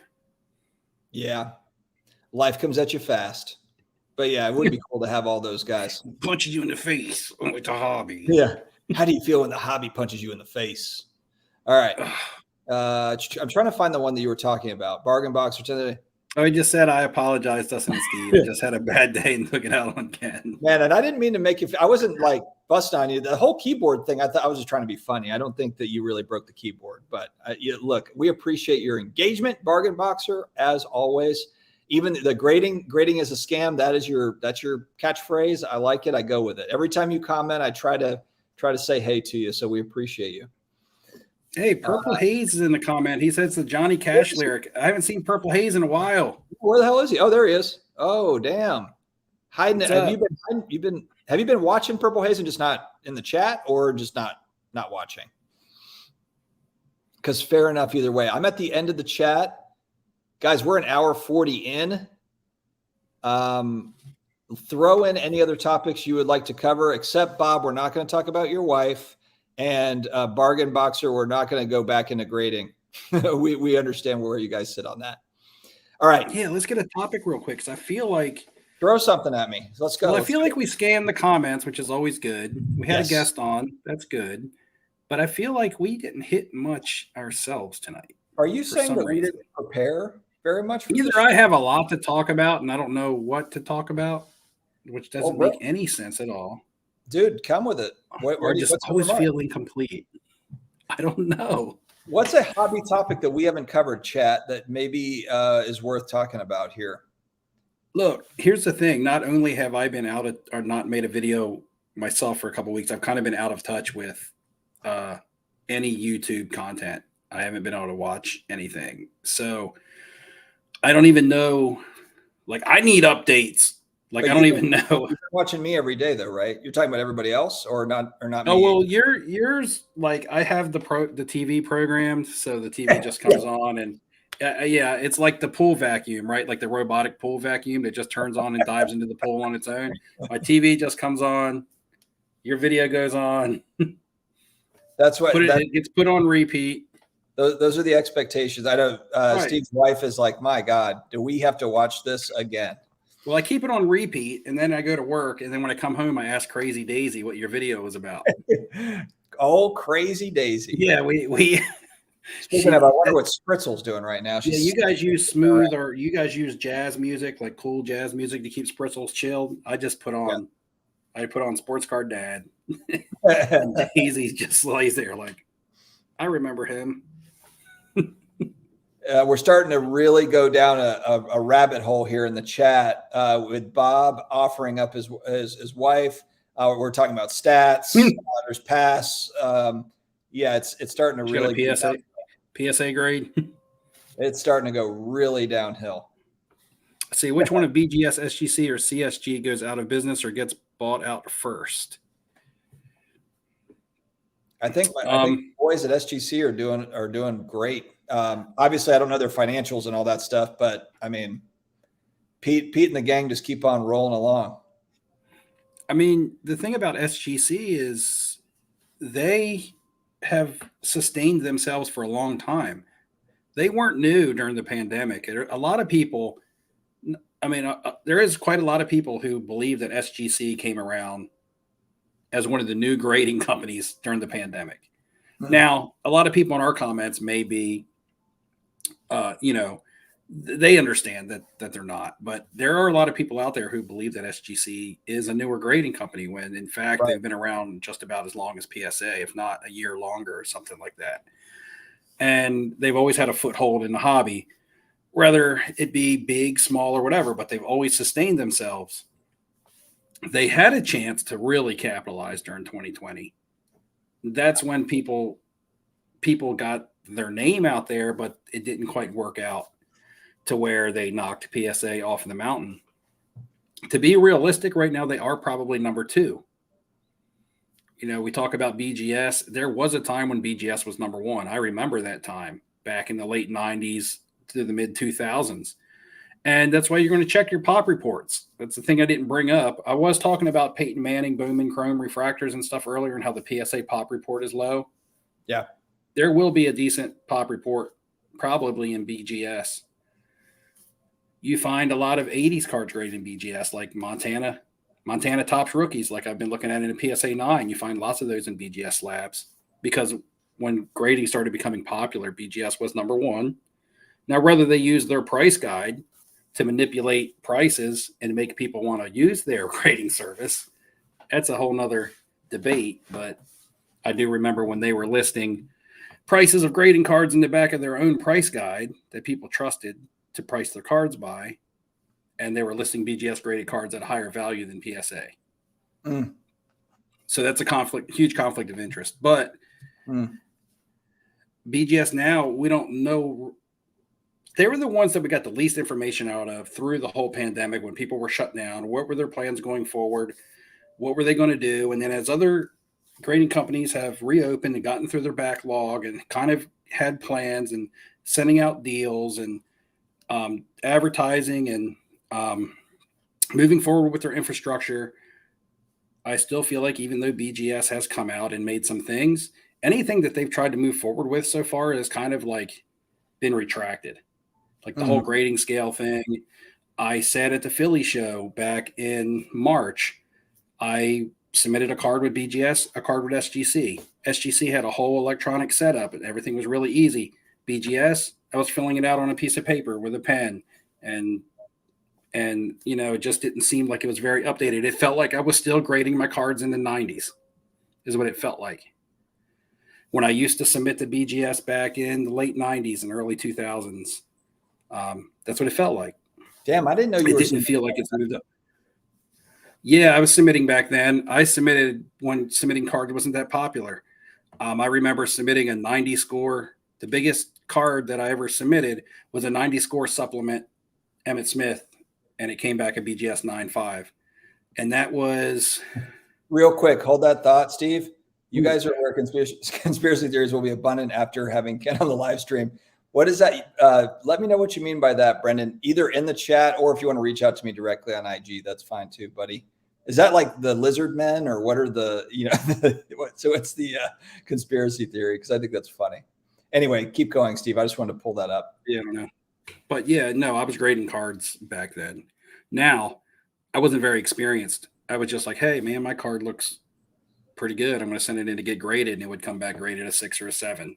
You know, I wasn't, you know, when you're getting cards and you're younger and you're trading with your friends, you're not like, oh, man, this one's really well centered. In fact, you really didn't care about centering at all. You looked at the corners most of the time when you were a kid. Oh, the corners are nice. But you didn't pay centering any mind because that's how it came out of the pack. Right. So you just figured that's the way it was supposed to be. But yeah, I was grading cards in the early 2000s, things like that. But it was mostly like 80s football, things like Dan Marino rookies, Jerry Rice rookies. You know, when those cards didn't cost that much. And I remember getting a Emmitt Smith 90 score supplement back in a BGS 9.5.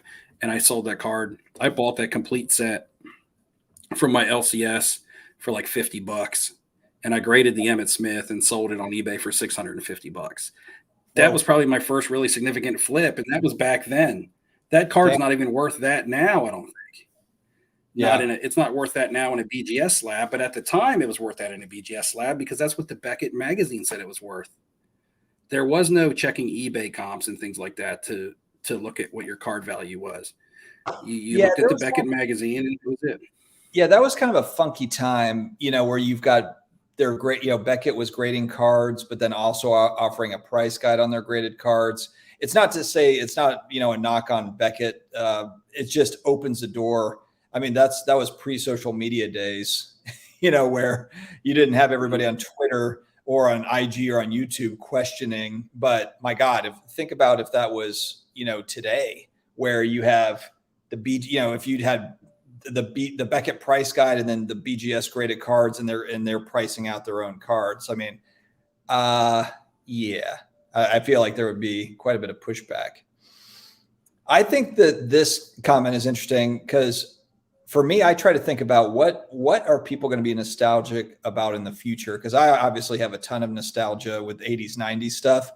And right now, you know, we also have to remember too, we came out of kind of a euphoria boom. And now we've been on kind of a downslide as far as, you know, assets go, alternative investments or alternative assets or however you want to call it. But you have to assume that, you know, sentiment is low right now, but it won't always be low. You know, there's going to be stuff down the road where people are excited about it again. We'll be back in. I think we were in a bull market for so long. And then now we've kind of come off of that high and, you know, but eventually we'll probably go back to something similar. We just don't know exactly when that's going to be. But I just think that's kind of an interesting comment that you're making. M. Jordan, M. Jordan to GOAT. BGS become more collectible in 5 to 10 years. I don't know if it's true or not, but I'm just talking about as a whole. People will be nostalgic about stuff. I feel like here that I don't think that nostalgia will play into what grading companies people prefer. Not with grading companies. Yeah, I was talking about right. Well, I'm just saying nostalgia was a big factor to do with the recent boom over the past couple years. There was multiple factors, but nostalgia was definitely one of them. And nostalgia didn't increase the value of BGS cards other than the fact that the overall market was increased. It wasn't just specific. Okay, PSA stayed right here and BGS took this climb due to nostalgia. They both went up, but BGS didn't gain any ground. In fact, they probably lost some ground. And so I don't think nostalgia kicks in as far as, yeah, we'll have fun talking about the magazines and things like that. But, that's the real nostalgia. Yeah. But I don't think as far as people saying, oh, I'm nostalgic for a slab. I think that if that was going to happen, it would have just happened. Yeah, I agree. People aren't nostalgic about the Beckett today. They're not nostalgic about the company today. They're not. I mean, you don't have the same people running it. It's just different now. It may as well be any company that owns BGS in my mind. All right, we'll move off from that topic. Old SGC slab that has some green on the label. That's the old SGC label. You can always switch it out for a new label if you want the tux. That's what Steve just did recently with a vintage card. Let's see. The sports card Illuminati. There it is. It's a shame HJ didn't catch on. I love the color match slabs. The one HJ slabs that popped out to me is there were Stranger Things cards that had a custom waffle slab. And I thought I was like, damn, that actually looks pretty cool. So I do agree. I mean, the actual product and visually some of the stuff that they put out is cool. And who knows, maybe they'll have kind of a renaissance. SGC took advantage of the void created by PSA and BGS's backlog. YouTubers swore up and down they'd only go with the tux slabs. And now, yeah, I still like the tux slab. But I'm also of the mind of grade with whoever you want to grade with. I mean, I think that it's personal preference. I don't fault anybody for being PSA only. I don't fault anybody for being CSG only. Really, honestly, I think that we've got some solid companies out there with the big ones. It's just a matter of which cards you want to grade it at wherever you want to grade them. So yeah, I don't have any sort of. Yeah. I would say for collecting, collect the slab that you want personally. If you are someone who's trying to make money in the hobby and flip, you have to take advantage of all three major grading companies. I still don't throw CSG in there. I don't know why I still can't. But and I own a couple CSG slabs, but you got to take advantage of what all they have to offer and the deals that they give, and their turnaround times are important. If somebody was to get backlogged, and send the right cards to the right company, but that's a whole nother conversation. But there is a place for all three right now. I just use SGC and Beckett. I haven't used PSA since November, but I do have a stash of cards that needs to go to PSA. So that's what I would say on that. So what's weird about the cyclical part, Brendan, though, is that these IPs are now multi-generational, where they were not when we were kids. In other words, a lot of these amazing, IPs, are just getting renewed again. So it's kind of like this new generation, my kids are now getting into a lot of the same things that I was. My son just played Mega Man 1 through. So they have on the Switch, you can buy the Ultimate Pack and you can get Mega Man 1 through 6 for $12. He went through and beat all of them. I think I only beat 1 or 2 of those games. And then he got the Ultimate Pack 2 and beat Mega Man 7 through 10. My point is, though, is he listens to we listen on the way to school to Mega Man 3 soundtrack. No joke. The opening theme, he is completely into Mega Man and the old Mario Brothers stuff. So, but that's my point. He's 8. That next generation is basically, just going in on the same stuff. Whereas I'm not going in on anything really that my parents that they were into and collecting. Right. It's like, well, nostalgia is a general definition. Yeah. But everyone is going to relate to their own, what triggers their nostalgia. It's going to be different for everybody. And that may be because of age. That may be because of what they're into. That may be because of the music that they listen to, the type of movies they like to watch. Age is going to have a lot to do with it. Because like you said, what's nostalgia for me is the 80s and into the 90s. But 20 years from now, 15 years from now, people who are getting that nostalgia trigger that we just got is going to be triggering to them a whole different set of things, a whole new time frame, a whole new era, because they weren't born, right? Say you're 20 years old, 20 years from now, this is going to be nostalgia, right? 2025 or 2030 is going to be nostalgia to somebody 20 to 25 years from now. Right. So, not 1980 like it is to me. I don't know the answer to this, Michael. Is it the same price to rehold or as it is to grade? I thought that it might be a little bit less expensive. I think it was a little bit less. I want to say not much less, though, to be honest.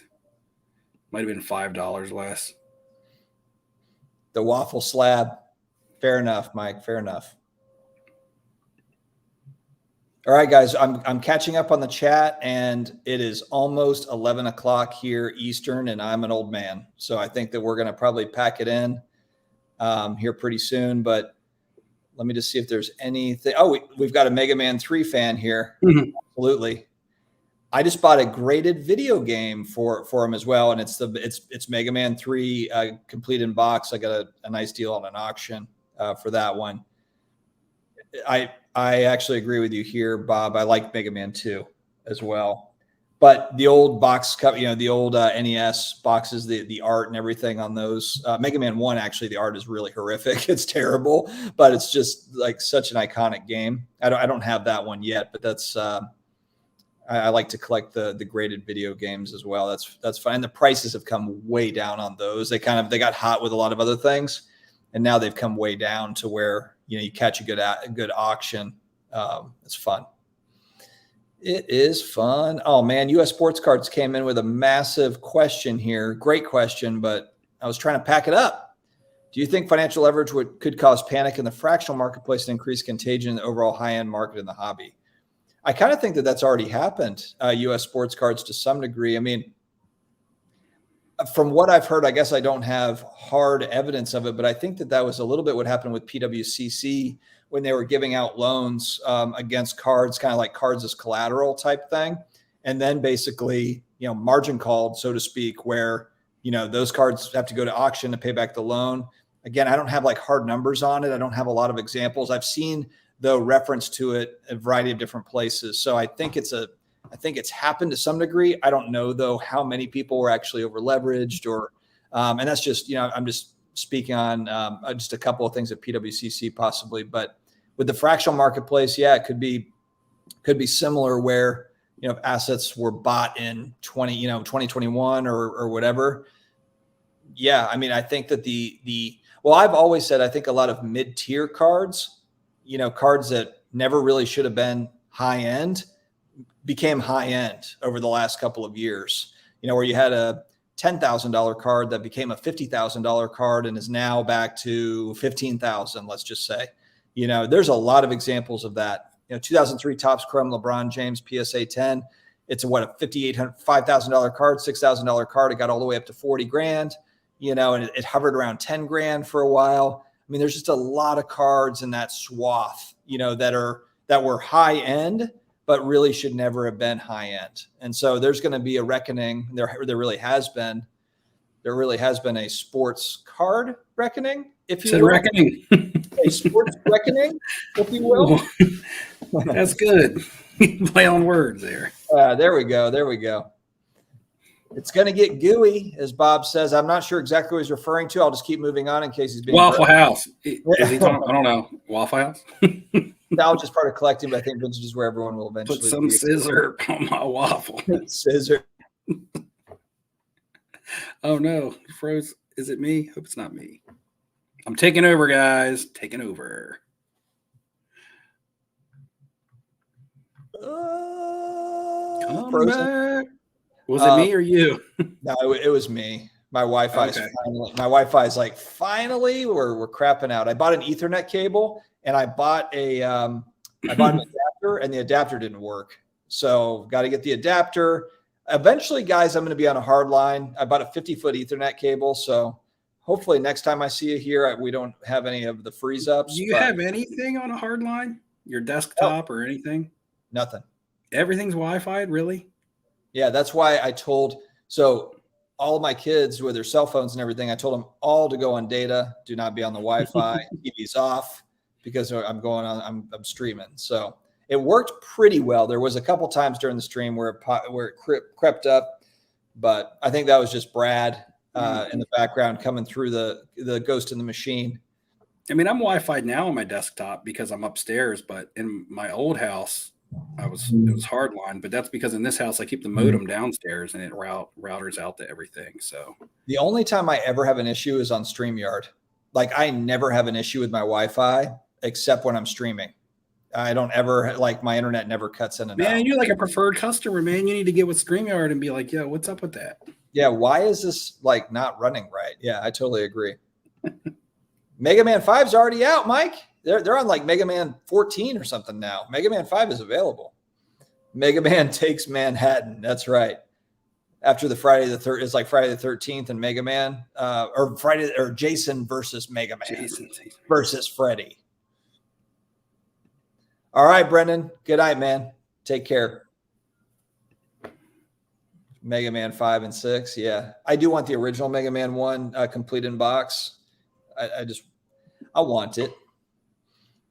Do those types of games run a lot of money? I don't know. I always felt like I never really played much Mega Man. Well, that's I played it. I only played 1 through 3. I played lots of Zelda and lots of what was the one? Metroid. Metroid was a big one for me, but especially for Nintendo. But Mega Man, I don't know, not ever really a whole lot on the Mega Man. Yeah. Mike, 80s Nintendo Entertainment System game. That's what we're talking about. Yeah. Wait, it's a game? All right, guys, we're going to pack it up. I'm tired. Steve's tired. So yeah, there we are. But thank you very much for tuning in. We appreciate you. We'll be back in 2 weeks for another Off-Centered, friends. See you guys. See you later.